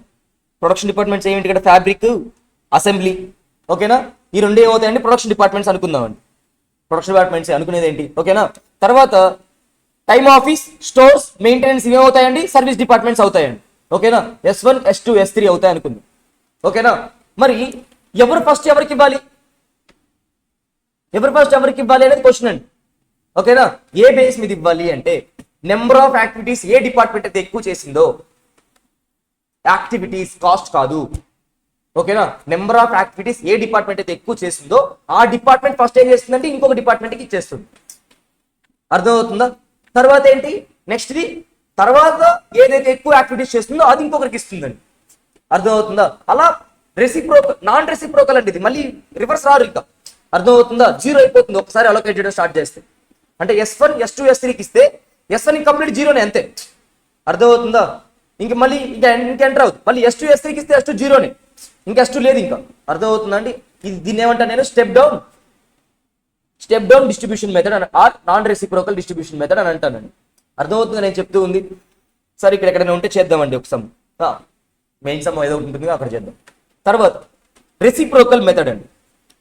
రెసిప్రోకల్ మెథడ్ అంటే ఏంటి, నేను S1 S2కి సర్వీస్ ఇస్తే S2 కూడా ఏం చేస్తుందండి, మళ్ళీ రెసిప్రోకేట్గా S1కి మళ్ళీ సర్వీస్ ఇస్తుంది. అజంప్షన్. అర్థమవుతుందా? రెసిప్రోకల్ అంటే ఏంటి, ఒకరికొకరు హెల్ప్ చేసుకోవడం సంథింగ్ అండి. అర్థమైంది? ఒకరి మీద ఒకరు డిపెండ్ అవ్వడం ఏమంటాను, రెసిప్రోక్ అంటాను. నువ్వు చేసావు కాబట్టి నేను కూడా నీకు ఏదో ఒకటి చేస్తాను అనేది రెసిప్రోకేట్ చేయడం. ఓకేనా? సో రెసిప్రోకల్ మెథడ్స్ ఏమేమి ఉన్నాయి, రిపీటెడ్ డిస్ట్రిబ్యూషన్ మెథడ్ ఒకటండి. దీంట్లో ఏముంటుంది, ఒక బేసిస్ చెప్తాడండి, ఆ బేస్ మీద మీరు ఏం చేస్తారు, అలొకేట్ చేస్తూనే ఉండాలి. అర్థమవుతుందా? నిజంగానే సో ఇలా అలోకేట్ చేసి చేసి చేసి చేసి చివరికి ఏంటండి నెగ్లిజిబుల్ వాల్యూస్ వచ్చేంత వరకు మీరు ఏం చేస్తూ ఉండాలి, అలోకేట్ చేస్తూనే ఉండాలి. అర్థమవుతుందా? దీన్ని నేనేమంటాను, రిపీటెడ్ డిస్ట్రిబ్యూషన్ మెథడ్ అని అంటాను. Next simultaneous equation method. దీంట్లో మీకు ఇంపార్టెంట్ ఏంటంటే ఈక్వేషన్ ఫామ్ చేయడమే. అర్థమవుతుందా? సో ఇక్కడ ఈక్వేషన్ మీరు ఫామ్ చేస్తూ ఉన్నప్పుడు ఓకే మీకు స్ట్రైట్ గా మీ కాస్ట్ ఎంత అయిందో తెలిసిపోతుందండి. ఓకేనా? సమ్ 700 మీ కాస్ట్ అనుకుందామండి. ఇక్కడ సర్వీస్ డిపార్ట్మెంట్ కాస్ట్ 700 అని చెప్పాడండి ఇక్కడ ఆల్రెడీ. ఓకేనా? సో ఇప్పుడు నేను ఎక్స్ కోసంగా కాస్ట్ ని కనిపెట్టాలండి. టోటల్ కాస్ట్ ఆఫ్ ఎక్స్ ఎంత అయిందో కనుక్కోవాలి సర్వీస్ డిపార్ట్మెంట్ లో. అంతేనా? అంతే కదండి. యాక్చువల్లీ దాని నుంచి ఏం చేస్తాను, డిస్ట్రిబ్యూట్ చేస్తాను. దాన్ని డిస్ట్రిబ్యూట్ చేయాలి యాక్చువల్లీ. ఓకే చూడండి, ఎక్స్ కి నేను ఫార్ములా కనిపెడుతున్నప్పుడు ఏమొస్తుంది నాకు, ఇక్కడ 700 ఆల్రెడీ కాస్ట్ అండి ఎక్స్ కి. ఓకేనా? ప్లస్ ఇంకా ఎక్స్ కాస్ట్ ఏంటి, వై వచ్చేసి ఏం జరిగిందండి, వై వచ్చి ఏం చేసింది, ఎక్స్ కి సర్వీసెస్ ఇచ్చింది కదా, అది కూడా ఏమవుతుంది ఇక్కడ ఎక్స్ కి కాస్టే అవుతుంది. ఓకేనా? టోటల్ కాస్ట్ అవుతుంది. అంటే వై నుంచి రావాల్సిన వై ఏం చేస్తుందంటే ఎక్స్ కి అపోర్షన్ చేస్తుంది ఇక్కడ. అర్థమవుతుందా? ఎంత వై ఎంత ఇస్తుందండి, వై 20% ఎక్స్ కి 20% ఇస్తుందండి. అవునా? దేంట్లో 20%, అది వైకి అవుతున్న కాస్ట్ లో 20%. అంతే కదా? సో అప్పుడు నేనేం చేస్తానండి, 20% ఆఫ్ వై, ఇది ఫార్ములా. Or 0.2 Y. ఓకేనా? సో వైకి కూడా వస్తుందండి, వై ఈక్వల్ టు ఆల్రెడీ 900 దీని కాస్ట్ అండి. ఓకేనా? ఎంత ఇచ్చాడు వీడికి, 10% of X. X cane cost లో 10% దాని కాస్ట్ కూడా ఉంది దాంట్లో. అదేం చేశాను నేను, వై అనేవాడు ఎక్స్ కి ఇచ్చాడు, సారీ ఎక్స్ అనేవాడు వైకి ఇచ్చాడు. 10% ఆఫ్ నా కాస్ట్ లో 10% నీదిరా బాబు అని. అర్థమవుతుందా? అంతే కదండి. అర్థమవుతుందా? సో ఇది నేను ఈ 700 అనేది స్ట్రైట్ గా అట్రిబ్యూట్ చేయగలను, స్ట్రైట్ గా చూడగలుగుతున్నా 700 అయిందని. నేను చూడలేకపోయింది ఏంటి, 20% ఆఫ్ వై కాస్ట్ లో 20% నాకు తెలియదు. అర్థమవుతుందండి? సో మీరేం చేస్తున్నారు, నేను మళ్ళీ ఈ 20% 900 కీకూడదండి ఎప్పుడు కూడా. అర్థమవుతుందా? ఎందుకని, వర్క్ జరుగుతూ ఉన్నాయి పోతూ ఉంటుంది. ఓకేనా? సో 20% ఆఫ్ వై రాసుకోవాలి. ఓకే, సో ఈ రెండింటిని సాల్వ్ చేస్తే మనకి ఏమొస్తుందండి, total cost of X Y వచ్చేస్తుంది మనకి. ఓకేనా? సో దీన్ని ఏం చేయాలి అప్పుడు నేను, డైరెక్ట్ డిస్ట్రిబ్యూషన్ మెథడ్ గుర్తుందా అండి? ఏంటి, ఒక సర్వీస్ డిపార్ట్మెంట్ కి సర్వీస్ ఇవ్వదు, స్ట్రైట్ గా ప్రొడక్షన్ డిపార్ట్మెంట్ కి ఇచ్చేస్తా ఉంటాం. ఓకేనా? అలా చేస్తాం, అలా చేస్తే మీకు ఆన్సర్ వచ్చేస్తుంది. ఓకేనా? సో మీకు ఎక్స్ వై రెండు వచ్చేసిన తర్వాత, S1 S2 రెండు వచ్చేసిన తర్వాత మీరు ఏం చేయాలండి, డైరెక్ట్ డిస్ట్రిబ్యూషన్ మెథడ్ లో చేసేసేయాలి. ఓకేనా? సారీ, ఓకేలేండి. రిపీటెడ్ డిస్ట్రిబ్యూషన్ మెథడ్ ఇది. నార్మల్గా డిస్ట్రిబ్యూట్ చేస్తే సరిపోతుంది. నార్మల్గా డిస్ట్రిబ్యూట్ చేశాడు వాడిచ్చిన దాన్ని బట్టి. సో నెక్స్ట్ ఈ థియరిటికల్ కెపాసిటీ, ప్రాక్టికల్ కెపాసిటీ ఇవి మీకు ఎగ్జామ్ రావు, కానీ నేను చెప్తాను ఎందుకంటే లాస్ట్ టైం ఇచ్చేసాడు. ఓకేనా? కానీ ఇస్తే రాయాలి. మీకు దీంట్లో వచ్చేదే నేను చెప్తాను. First theoretical capacity or maximum capacity. Theoretical capacity అంటే ఏంటండి, మీరు ఒక బైక్ కొంటున్నారండి, ఇలా గమనించండి. ఓకేనా? మీరు బైక్ కొంటున్నారు, మీరు బైక్ కొంటున్నప్పుడు ఫస్ట్ వాడు ఒక థియరిటికల్ కెపాసిటీ చెప్తాడండి అడ్వర్టైజ్మెంట్లో. దాన్ని నేనేమంటాను, థియరిటికల్ కెపాసిటీ అని అంటాను. ఓకేనా? ఏం చెప్తారండి, 100 km/L అని చెప్తాడు. కానీ అది రియాలిటీలో జరుగుతుందా, జరగదు. అవునా కాదా అండి? అర్థమవుతుందా? సో దీన్ని నేనేమంటాను, థియరిటికల్ కెపాసిటీ అని అంటానండి, మ్యాక్సిమం కెపాసిటీ. ఓకేనా? సో నేను ఎంత కెపాసిటీ ఉన్నట్టు డిజైన్ చేశానో అదంతా ఏమవుతుంది, నాకు థియరిటికల్ కెపాసిటీ అవుతుందండి. ఓకేనా? అండ్ ప్రాక్టికల్ కెపాసిటీ అంటే ఏంటి, ప్రాక్టికల్ గా పాసిబుల్ అవ్వాలి కదా. ఇప్పుడు బైక్ తీసుకెళ్ళినప్పుడు 100 km రావాలంటే మధ్యలో వాడు చెప్పినట్టుగా నేను గేర్లు చేంజ్ చేయకూడదు. ఓకేనా? స్పీడ్ బ్రేకర్స్ అవి రాకూడదు, రోడ్ అంతా నీట్ గా ఉండాలి, ఇవన్నీ వర్కౌట్ అవ్వవు ఇక్కడ. ఓకేనా? సో నేను ఏం చేస్తాను, ఇవన్నీ తీసేసి తర్వాత నా కెపాసిటీ ఎంతో చూసుకుంటానండి. అదే ఫ్యాక్టరీ అయితే ఏం చేస్తాను, ఫ్యాక్టరీ అయితే ఏం చేయాలి, స్ట్రైక్లు ఏమైనా జరుగుతున్నాయా, అర్థమవుతుందా, machine I mean material stock out ఏమైనా అయ్యేలా ఛాన్స్ ఏమన్నా ఉందా, మిషన్ బ్రేక్ డౌన్ అయ్యే ఛాన్స్ ఏమన్నా ఉందా. ఓకేనా? అర్థమవుతుందండి. ఎంప్లాయీస్ రాకుండా ఏమన్నా ఉంటున్నారా. ఓకేనా? ఇలాంటివన్నిటిని నేను అబ్జర్వ్ చేస్తూ అనలైజ్ చేస్తూ ఇంత ప్రపోర్షన్ ఆఫ్ కెపాసిటీ నేను వర్క్ చేయలేను అనుకొని, అర్థమవుతుందండి, థియరిటికల్ కెపాసిటీ నుంచి కొంత పోర్షన్ తీసేస్తే నాకు వచ్చేది ఏమవుతుందండి, అది ప్రాక్టికల్ కెపాసిటీ అవుతుంది. అర్థమవుతుందని నేను చెప్తుంది. సో దీంట్లోంచి హాలిడేస్, వెకేషన్స్, ఇన్వెంటరీ టేకింగ్స్, అర్థమవుతుందండి, లేబర్ షార్టేజ్, ఆప్షన్స్, సండేస్, ఇవన్నీ తీసేస్తే నాకేం వస్తుందండి, ప్రాక్టికల్ కెపాసిటీ వస్తుంది. మరి నార్మల్ కెపాసిటీ అంటే ఏంటండి? మరి నార్మల్ కెపాసిటీ అంటే ఏంటి చెప్పండి? నార్మల్ కెపాసిటీ ఇప్పుడు నేను ఒక మిషనరీ తీసుకొచ్చానండి. మిషనరీ తీసుకొచ్చి దాన్ని ప్రొడ్యూస్ చేస్తూ ఉన్నప్పుడు ఎలా ప్రొడ్యూస్ చేస్తూ ఉంటానండి? జనరల్గా నాకు ఇన్ని ఇయర్స్ నుంచి ఎలాగ సేల్స్ జరుగుతూ ఉన్నాయి, అర్థమవుతుందా? ఇప్పుడు నా ప్రాక్టికల్ కెపాసిటీ మేబీ 15,000 యూనిట్స్ అయ్యి ఉండొచ్చండి, అర్థమవుతుందా? కానీ నాకు అంత డిమాండ్ లేదు, అర్థమవుతుందా? నాకు డిమాండే 10,000, అర్థమవుతుందా? థియరిటికల్ 20,000 అనుకుందాం. సో ఈ హాలిడేస్ గీల్డేస్ ఇవన్నీ తీసేసిన తర్వాత 50,000 మిగిలిందండి. ఇదేమవుతుంది? నాకు ప్రాక్టికల్ కెపాసిటీ, ఓకేనా? కానీ నాకు 15,000 బయట డిమాండ్ లేదు. నా డిమాండ్ ఎంత ఉందంటే 10,000 డిమాండ్ ఉంది. ఇప్పుడు నేను ఎంతవరకు చేస్తానండి? 10,000 ప్రొడ్యూస్ చేస్తాను. 15,000 ఎందుకు చేస్తాను? అవసరం ఏం లేదు నాకు. సో ఈ 10,000 నేను, నా డిమాండ్ 10,000 ఉంటే నేను ఎంత ప్రొడ్యూస్ చేస్తానండి? 10,000 ప్రొడ్యూస్ చేస్తాను, ఓకేనా? దీన్ని నేనేమంటాను? నార్మల్ కెపాసిటీ అని అంటానండి, అర్థమవుతుందా? సో ప్రాక్టికల్ కెపాసిటీ మనకి ఏమొస్తుంది? నార్మల్ కెపాసిటీ వస్తుంది. డిఫరెన్స్ అర్థమవుతున్నాయా? ఈ మూడు అండి, ఈ మూడు మీ ఎగ్జామ్కి రావు, బట్ తెలుసుకోండి, ఓకే? బట్ ఇక్కడి నుంచి వచ్చేది ఏంటి అంటే ఇది ఇంపార్టెంట్ అండి. ఈసారి మీకు వస్తుంది అనుకునేది నేను capacity based on sales expectancy. ఇది కూడా అదేనండి. ఈ వస్తుందని గెట్ ఎక్స్పెక్టేషన్స్ అండి. Ideal capacity and excess capacity వస్తుందని నేను అనుకుంటున్నాను ఈసారి మీకు, okay? So capacity based on sales expectancy అంటే ఏం లేదండి, అదే నార్మల్ కెపాసిటీ. అంటే మీ లాంగ్ టర్మ్ సేల్స్ ట్రెండ్స్ని ఫాలో అవుతూ మీకు ఎంత సేల్స్ జరగవచ్చు అనే దాని బేసిస్ మీద మీరు ప్రొడక్షన్ చేశారండి. దాన్ని నేను ఏమంటాను? కెపాసిటీ బేస్డ్ ఆన్ సేల్స్ ఎక్స్పెండెన్సీ అని అంటాను, అర్థమవుతుందా? దాన్ని నేను ఏమంటాను? సమ్ టైమ్స్ నార్మల్ కెపాసిటీ అని కూడా అంటానండి. ఎప్పుడు మీరు చేస్తున్నప్పుడు మీరు కూడా సేల్స్ ఎక్స్పెండెన్సీతో ఫాలో అవుతూ చేస్తే నార్మల్ కెపాసిటీ, ఓకేనా? దాన్ని నేను ఏమంటా? అది నార్మల్ కెపాసిటీ అవుతుంది, ఓకేనా? నార్మల్ కెపాసిటీని మీరు ఏం చేయొచ్చు అంటే physical capacity, average capacity and average sales expectancy basis మీద మీరు చేసుకోవచ్చు నార్మల్ కెపాసిటీ, అర్థమవుతుందా? ఓకే, అంటే మీరు నార్మల్ కెపాసిటీ ఎంత కెపాసిటీతో మీరు ప్రొడ్యూస్ చేయాలనుకుంటున్నప్పుడు కొన్ని బేసిస్ ఉంటాయండి దాన్ని, ఓకేనా? ఫిజికల్ కెపాసిటీ ఎంత పడుతుంది, అర్థమవుతుందండి? ఎంత కావాలి physical capacity? Or average capacity ఎంత మనది జనరల్గా, లేదా సేల్స్ ఎక్స్పెండెన్సీ ఎలా ఉంది, ఓకేనా? ఇవన్నీ చూసుకుంటే నేను నార్మల్ కెపాసిటీలోకి ఎంటర్ అవుతాను. అలా కాకుండా ఇవన్నీ చూడకుండా ఓన్లీ సేల్స్ ఎక్స్పెండెన్సీ చూస్తున్నాను అంటే అది ఏమవుతుంది? కెపాసిటీ బేస్డ్ ఆన్ సేల్స్ ఎక్స్పెండెన్సీ అవుతుంది, ఓకేనా? మరి ఐడియల్ కెపాసిటీ అంటే ఏంటి సార్? ఐడియల్ కెపాసిటీ అంటే ఏంటి సార్? మిషనరీ బ్రేక్ డౌన్ అయింది, అర్థమవుతుందండి? మిషనరీ పని చేయలేదు. ఇవన్నీ ఏమవుతాయి? నాకు మిషనరీతో నేను వర్క్ చేయించట్లేదండి, ఖాళీగా పెట్టేస్తున్నాను. ఇవన్నీ నాకేమవుతాయండి? ఐడియల్ టైమ్స్ అవుతాయండి, ఐడియల్ కెపాసిటీ అవుతుంది. ఐడియల్ టైంకి ఐడియల్ కెపాసిటీకి తేడా ఉంటుందండి. ఐడియల్ టైం ఏంటి? తేడా ఏంటండి ఐడియల్ టైంకి ఐడియల్ కెపాసిటీకి? లేబర్ ఎంప్లాయీస్తో మాట్లాడితే నేను ఐడియల్ టైం అంటానండి, ఓకేనా? ఐడియల్ కెపాసిటీ మిషనరీస్తో మాట్లాడతాను, ఓకేనా? Okay, so machinery break down అవ్వడం, లేబర్ షార్టేజ్ రావడం, వీటన్నిటి వల్ల వర్క్ జరగట్లేదండి, అనుకున్నంత కెపాసిటీ అవ్వలేదు, ఓకేనా? దీన్ని నేనేమంటాను? ఐడియల్ కెపాసిటీ అంటాను. మరి ఎక్సెస్ కెపాసిటీ అంటే ఏంటి సార్? ఎక్సెస్ కెపాసిటీ అంటే ఏంటి? మిగిలిపోయిన కెపాసిటీ సార్, అర్థమవుతుందా? మిగిలిపోయిన ఆర్ మీరు మిగలబెట్టుకున్న కెపాసిటీ. మేనేజర్ డెసిషన్ వల్ల వాళ్ళు ఏం చేస్తారంటే సార్, ఒక ప్రపోర్షన్ ఆఫ్ ఒక 10%, 20% అసలు మీరు ప్రొడ్యూస్ చేయొద్దు, ఉంచండి. అలాగా సమ్ రష్ ఆర్డర్స్ రావచ్చు, అప్పుడు దానికోసం ఉంచండి. ఓ 20%తో మీరు ఏం వర్క్ చేయొద్దు, సైడ్ నుంచి పెట్టండి అని చెప్పాడండి మేనేజర్. ఇది కూడా మీకు ఏమవుతుంది? ఎక్సెస్ కెపాసిటీ అవుతుంది.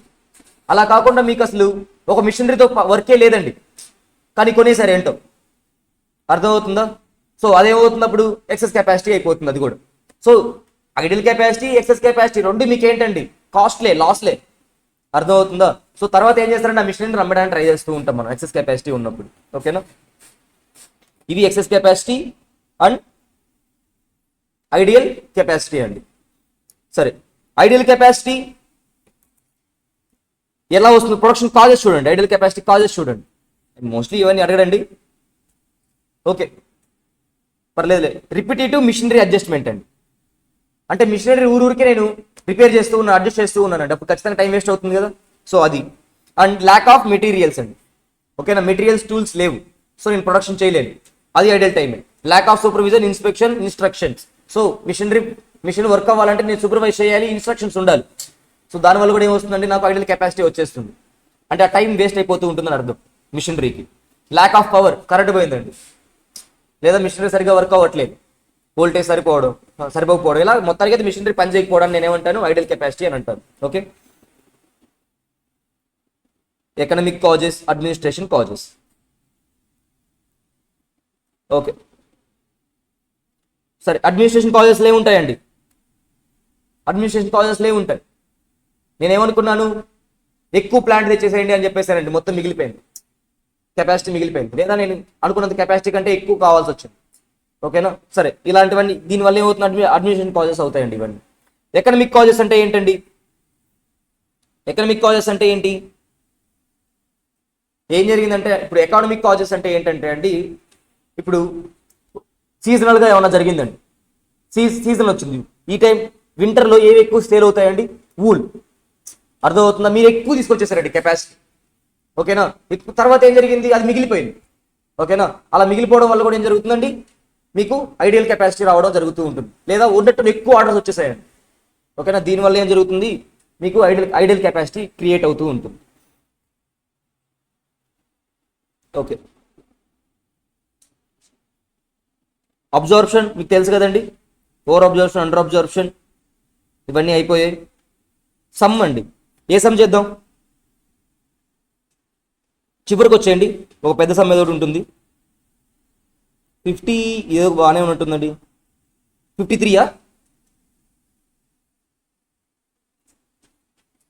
ఏవి అడిగాడండి ఇక్కడ?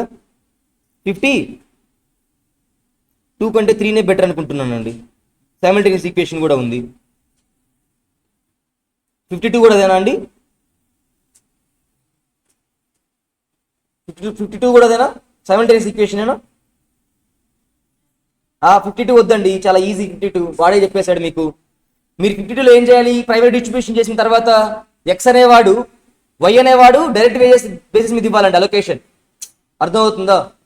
అండ్ వీడేం చేస్తాడండి, ఎక్స్ అనేవాడు ఏం చేస్తాడు, 5:3:2లో వాడు బేసిస్లో అలొకేట్ చేస్తాడు, అంతే అండి. అర్థమవుతుందా? సర్వీస్ డిపార్ట్మెంట్కి ఇవ్వడు, స్ట్రైట్గా ప్రొడక్షన్ డిపార్ట్మెంట్కే. సో వై అనేవాడు ఏం చేస్తున్నాడు, డైరెక్ట్ ఎక్కడుంది, డైరెక్ట్ ఎంప్లాయీస్ ఎక్కడుందండి, డైరెక్ట్ వేజెస్. సో ఈ బేస్ 2:3:4 2:3:4 బేసిస్ మీద అలొకేట్ చేస్తాడండి ఎవడు, ఎక్స్. వై ఏం చేస్తాడండి, సారీ వై, అది వై. ఎక్స్ ఏం చేస్తాడండి, 5:3:2 బేసిస్ లో అలొకేట్ చేస్తాడు, అంతే. ఈ ఫస్ట్ సమ్ చేయాల్సిన అవసరం ఏం లేదు, అది ఈజీనే. 60 అది చేద్దామా? ఓకే,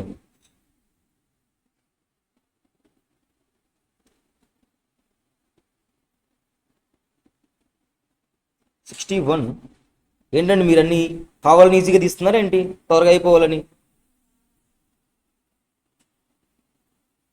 మరి ఇంత ఈజీ తీస్తున్నారు. సరే, మొత్తానికి చేద్దాం first.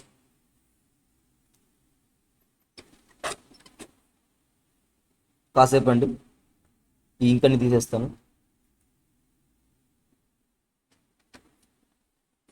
Okay, GT limited engineering company have 25 different types of automatic machines అండి, furnishing you the following data for 2022-23 in respect of machinery B. Machine బికి చెప్తున్నాడు అండి. Cost of machine, scrap nil, life 10 years, overhead expense ఇచ్చాడండి, factory rent, heating and lighting, supervision, reserve equipment of material B అండి, 5,000 per annum, area of the factory 80,000 square feet, area occupied by machinery B 3,000 square feet, wages of operator ఎంత అంటున్నాడండి, 24 per day ఆఫ్ 8 hours including all fringe benefits అండి, అన్ని fringe benefits కనుక్కుంటే 24. ఓకేనా, 8 hours అది డేకి. ఎన్ని hours ఉన్నాయండి డేకి? 8 hours ఉన్నాయండి డేకి. ఈ attended 1 mission when it is under setup, 2 machines while under operating అండి. ఓకేనా, ఒక సూపర్వైజర్ ఏం చేస్తాడండి, ఒక సూపర్వైజర్ ఆపరేటర్ సారీ ఒక ఆపరేటర్ ఏం చేస్తాడండి, ఈ attends one machine when it is under setup లో ఉన్నప్పుడు ఒక మిషనేనండి. ఓకేనా, ఆపరేట్ చేస్తున్నప్పుడు ఎన్ని మిషన్స్ అండి, 2 machines ఆపరేట్ చేస్తున్నప్పుడు. ఓకేనా, ఎస్టిమేటెడ్ ప్రొడక్షన్ అవర్స్ చెప్పాడండి 3600 ఎస్టిమేటెడ్ ప్రొడక్షన్ అవర్స్ ఇచ్చాడు. ఎస్టిమేటెడ్ సెటప్ టైం ఇచ్చాడండి 400 సెటప్ టైం ఇచ్చాడండి. ఓకేనా, పవర్ 0.5 per hour అండి. Prepare the schedule of comprehensive machine hour rate and find out cost of following jobs అండి. Job 1102 1303 setup hours ఇచ్చాడు 80 40, operating time 130 160 ఇచ్చాడండి. ఓకేనా, so first నేను ఏం కనుక్కోవాలి, మిషన్ అవర్ రేట్ కనుక్కోవాలండి టోటల్గా. ఓకేనా, టోటల్గా మిషనరీ బికి ఎంత అవుతుందో, okay sorry machine hour rate కనుక్కోవాలి. ఎప్పుడెప్పుడు కనుక్కోవాలి నేను మిషన్ అవర్ రేట్ని, సెటప్ చేస్తూ ఉన్నప్పుడు అండ్ ఆపరేట్ చేస్తూ ఉన్నప్పుడు 2 సార్లు అండి. ఎందుకని 2 దగ్గర మారిపోతుంది కదండి, ఒక మిషన్కే అటెండ్ అవుతున్నాడు. ఎప్పుడు సెటప్ చేస్తున్నప్పుడు, ఆపరేటింగ్ అప్పుడు ఏంటండి 2 machines దగ్గరికి వెళ్తున్నాడు. ఓకేనా, సో ఫస్ట్ రెంట్ ఎంతండి, రెంట్ ఏమేం కాస్ట్లు అవుతున్నాయి చూడండి. Rent 50,000 per annum. ఓకేనా, హీటింగ్ అండ్ లైటింగ్ 40,000. ఓకేనా, ఇంకా ఏంటండి సూపర్విజన్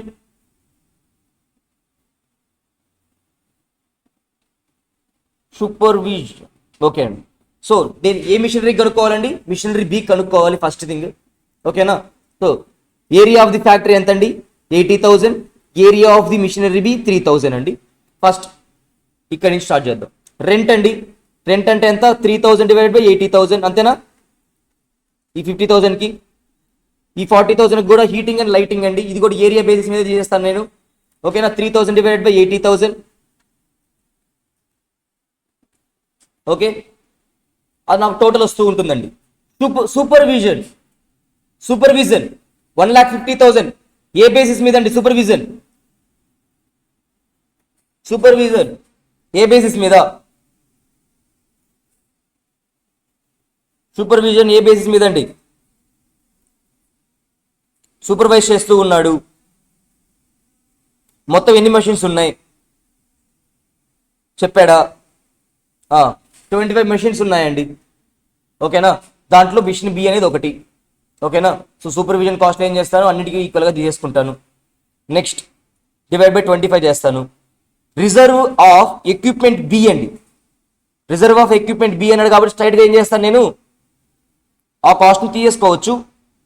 రిజర్వ్ అర్థమవుతుందా, ఓన్లీ ఫర్ బి అన్నాడు కాబట్టి ఏం చేస్తానంటే స్ట్రైట్గా నేను బీకే తీసేసుకుంటాను, దానికి ఏం ప్రపోర్షన్ అవసరం లేదు.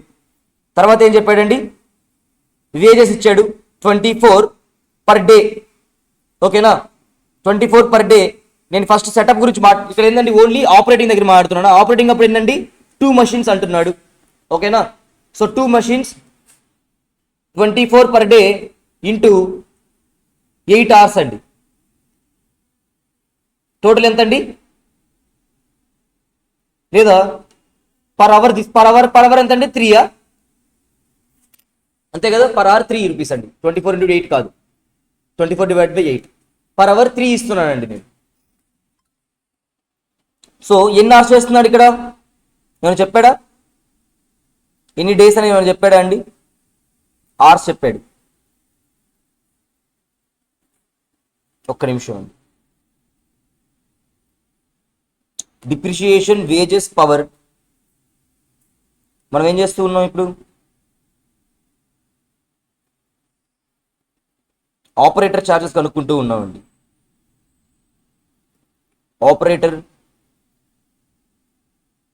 ఆపరేటర్ ఛార్జెస్ రాయలేదేంటి,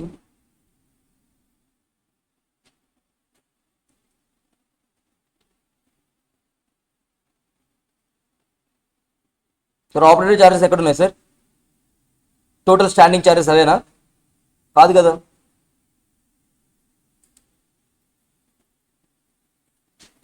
వేజెస్ ఇస్తున్నాడు అండి, ఆపరేటర్కి వేజెస్ ఇస్తున్నాడు. సో వేజెస్ టు ఆపరేటర్ అనేది మిషనరీ ఛార్జెసా అండి, వినాలి. వేజెస్ టు ఆపరేటర్ అనేది మిషనరీ ఛార్జెసా, డైరెక్ట్ వేజెసా, మిషనరీ కాస్ట్ కావాలండి నాకు, అర్థమవుతుందా. మిషనరీ కాస్ట్లోకి డైరెక్ట్ వేజెస్ వస్తాయా, రావండి. అర్థమవుతుందా? సో ఈ పాయింట్ నేను మిషనరీ కాస్ట్లోకి తీసుకోలేదు. ఓకేనా? ఎందుకని వేజెస్ పే చేస్తున్నాను కాబట్టి. ఓకేనా? అది డైరెక్ట్ వేజెస్ అండి, ఎంప్లాయీ కాస్ట్, అది మిషనరీ కాస్ట్ కాదు. ఓకేనా? And next estimate production hours ఇచ్చాడండి 3600, ఎస్టిమేటెడ్ సెటప్ టైం ఇచ్చాడు 400. ఓకే. అండ్ ఇంకా ఏమున్నాయండి మిషనరీ బికి? నాకు మిషనరీ బి లైఫ్ తెలుసండి. Machinery B cost 50,000, life 10 years అండి. ఓకేనా? సో డిప్రిసియేషన్ ఎంత వస్తుంది నాకు? డిప్రిసియేషన్ ఎంత వస్తుందండి? 5,000 డిప్రిసియేషన్. ఓకేనా? అర్థమవుతుందా అండి? సో 5,000, ఇక్కడ 5,000,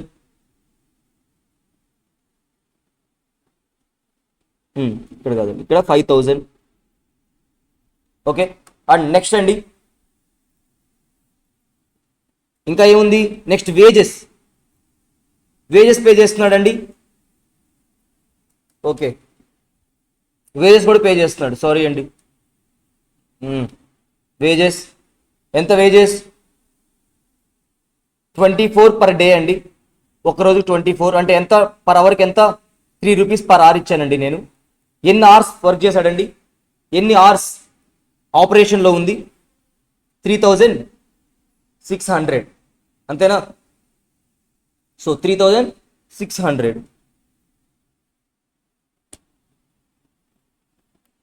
ఏంటండి ఇదంతా గోళ? పర్లేదు, 3,600 ఏంటిది? నాకు వేజెస్ అండి ఆపరేటర్కి.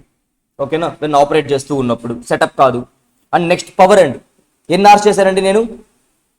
1 hourకి 0.5 కాబట్టి పర్ అవర్ దగ్గర 0.5 పెట్టేసుకుంటానండి అలానే. ఓకేనా? సో ఇక్కడ ఎంత అండి? 3,600 డివైడెడ్ బై ఎన్ని అవర్స్ అండి ఆపరేటింగ్ అప్పుడు? సో పర్ అవర్ నాకు ఆడి వచ్చేసింది కదా ఇక్కడ. ఒక్క నిమిషం నేను నోట్ ప్యాడ్ ఓపెన్ చేస్తాను, అదే బెస్ట్. ఇలాగ నేను బుక్లో ఆఫ్ చేయలేకపోతున్నాను. నాకు చెప్పగలరా అండి? ఎక్కువ టైం వేస్ట్ అయిపోతుంది. మిషనరీ బీక్ అండి కాస్ట్ అన్ని కనుక్కోవాలి మనం. చెప్పండి ఇప్పుడు నాకు. ఫస్ట్ ఏముందండి అక్కడ? రెంట్ ఎంతండి? రెంట్ 50,000 అండి. 50,000 రెంట్ ఇంటూ స్క్వేర్ ఏరియా, అంతే కదండి. 3,000 డివైడెడ్ బై 80 అండి. ఓకే, ఇక్కడ అవసరం లేదు. నెక్స్ట్ ఏంటండి? నెక్స్ట్ ఏంటి? క్లీనింగా? లైట్నింగ్ ఏదో ఒకటా? హీటింగ్ అండ్ లైటింగా? లైటింగ్ ఎంతండి? Lighting 40,000 into 3,000 divided by 80,000. ఓకేనా? నెక్స్ట్ ఏంటండి?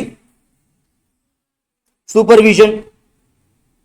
చెప్పాడా సూపర్విజన్? ఎంత సార్? 1,50,000 డివైడెడ్ బై 1/25 మిషనరీస్ కాబట్టి. ఓకేనా అండి? ఎంత ఏంటి? మిషనరీ బీకి వస్తూ ఉందండి కాస్ట్. నెక్స్ట్ ఏంటండి? రిజర్వ్ ఎంతండి? రిజర్వ్ స్ట్రైట్ గా 3,000 అంతేనా? 5,000 అది, సారీ 5,000. నెక్స్ట్ ఏముందండి? నెక్స్ట్ ఏమున్నాయండి? వేజెసా? వేజెస్ ఎంత పే చేస్తున్నా అండి? Wages 24 per day ఇస్తున్నానండి. 8 hours చేస్తున్నాను నేను. ఓకేనా? సో ఎంత జరుగుతుందండి? 3 rupees per hour అంతేనా? సో 24 డివైడెడ్ బై 8 అండి, 3 rupees per hour ఇస్తున్నాను నేను. ఓకేనా? ఎన్ని మిషనరీ చేస్తున్నానండి వైల్ ఆపరేటింగ్ అప్పుడు? ఎన్ని అవర్స్ చేస్తున్నానండి? 2 అంతేనా? సో 1/2. ఒక మషిన్ మన బీకి మాత్రం చేస్తున్నాం కాబట్టి 1/2 చేస్తున్నానండి నేను. ఓకేనా? సో ఎంత వస్తుంది? 1.5 వస్తుంది, అంతే కదండి పర్ అవర్కి. అది ఇక్కడ రాద్దాం, 1 hour 1.5 అని. నెక్స్ట్ ఏమున్నాయండి? వేజెస్ కాకుండా డిప్రిషియేషన్ ఎంతండి? డిప్రిషియేషన్ 50,000 డివైడ్ బై 10 అంతేనా అండి? 10 years లైఫ్ ఎంత వస్తుందండి? అది 5,000. నెక్స్ట్ ఇంకేమున్నాయండి? పవర్ స్ట్రైట్ గా మనకి ఎంత చెప్పేశాడు, 0.5 చెప్పేశాడు అండి పవర్. ఓకేనా. సో డిప్రిషియేషన్ ఎంతండి, డిప్రిషియేషన్ ఆపరేటింగ్ అప్పుడు.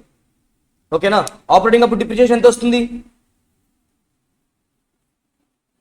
ఎన్ని అవర్స్ అండి, 3600 అవర్స్ అండి. ఓకేనా. డివైడ్ బై 3600 చేస్తే ఎంత వస్తుందండి, 5000 డివైడ్ బై 3600 1.39. ఓకేనా. అండ్ నెక్స్ట్ వేజెస్ అండి. వేజెస్ అయిపోయిందా, 1.5 అయిపోయిందా అండి. రిజర్వ్ కూడా ఎంత వస్తుందండి, 5000 డివైడ్ బై 3600 అంతేనా. రిజర్వ్ కూడా అంతే కదండి.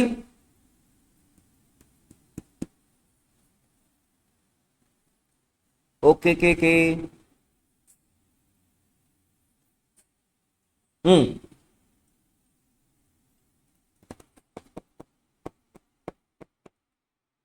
రిజర్వ్ కూడా అంతే కదా, సేమ్ 5000 6000 ఇవన్నీ ఏం చేస్తానండి నేను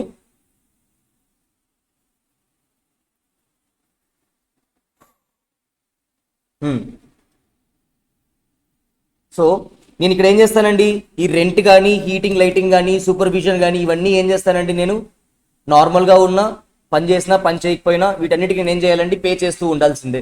ఓకేనా. ఇవి మాత్రమే ఏం చెప్పాడండి వాడు, వేజెస్. ఓకేనా. ఇవి మాత్రమే ఏంటండి సెటప్ చేస్తున్నప్పుడు మాత్రం ఏమవుతాయి, నాకు చేంజ్ అవుతాయి అని చెప్తున్నాడు. అర్థమవుతుందా. సో ఈ కాస్ట్ ఇంతవరకు కాస్ట్ అన్నింటి నేను ఏం చేస్తానండి, డివైడెడ్ బై 4000 చేసేస్తాను.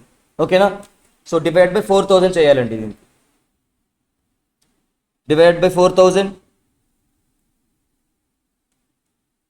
Divide by 4000 divide by 4000 divide by 4000 అండి. ఇక్కడ మీకు పర్ అవర్ వచ్చేస్తుంది. ఓకేనా. మిషనరీ బికి పర్ అవర్ ఎంతో వచ్చేస్తుంది. ఇవన్నీ ఏంటండి స్టాండర్డ్గా ఇస్తున్నానండి, రెంట్ కానీ లైటింగ్ కానీ సూపర్విజన్ కానీ. ఓకేనా. ఇవన్నీ ఏంటి మీరు మిమ్మల్ని కనుక్కోమని ఇక్కడ రెండు కండిషన్లు అండి కనుక్కోమని. కొంచెం ఫాస్ట్ చెప్తాను. 2 కండిషన్లు కనుక్కోమన్నాడు. మిషనరీ పనిచేస్తూ ఉన్నప్పుడు టోటల్ మిషనరీ కాస్ట్ ఎంత, మిషనరీ పర్ అవర్ ఎంత కాస్ట్. ఒకవేళ మిషనరీ సైలెంట్ గా ఉన్నప్పుడు దాని కాస్ట్ ఎంత కనుక్కోమంటున్నాడండి, అంతే. అర్థమవుతుందా. సో రెంట్ లైటింగ్ సూపర్విజన్ అర్థమవుతుందా అండి. ఇవన్నీ ఎలా ఉంటాయి, నేను ఖాళీగా ఉన్నా ఎలా ఉన్నా కూడా జరగాల్సింది జరిగేదే. అర్థమవుతుందా. రిజర్వ్స్ ఇవన్నీ ఓకేనా అండి ఇంతవరకు. సో దాని తర్వాత మీరు ఆపరేటింగ్ ఉన్నప్పుడు ఏమవుతుంది, ఈ కాస్ట్లు వస్తాయి. ఆపరేటింగ్ కాకుండా సైలెంట్ గా సెటప్ చేశారండి, అప్పుడు ఏమవుతుంది, మీకు మళ్ళీ మారిపోతూ ఉంటాయి. అర్థమవుతుందా అది. సో డిప్రిషియేషన్ మీకేమవుతుంది, సైలెంట్ గా ఉంచానండి. డిప్రిషియేషన్ నేను వర్క్ చేయించకుండా సైలెంట్ గా ఉంచానండి. సైలెంట్ గా ఉంచినప్పుడు ఏమవుతుంది, డిప్రిషియేషన్ ఉంటుందా, నేను డిప్రిషియేషన్ తీసుకుంటానా,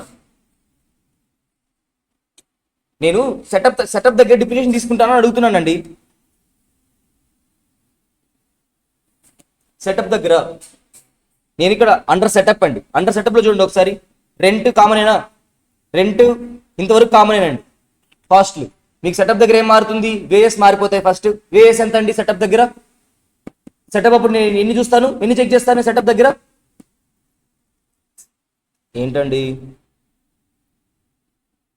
సెటప్ అండర్ సెటప్ ఏం చేస్తానండి, 1 మిషనే చూస్తాను నేను.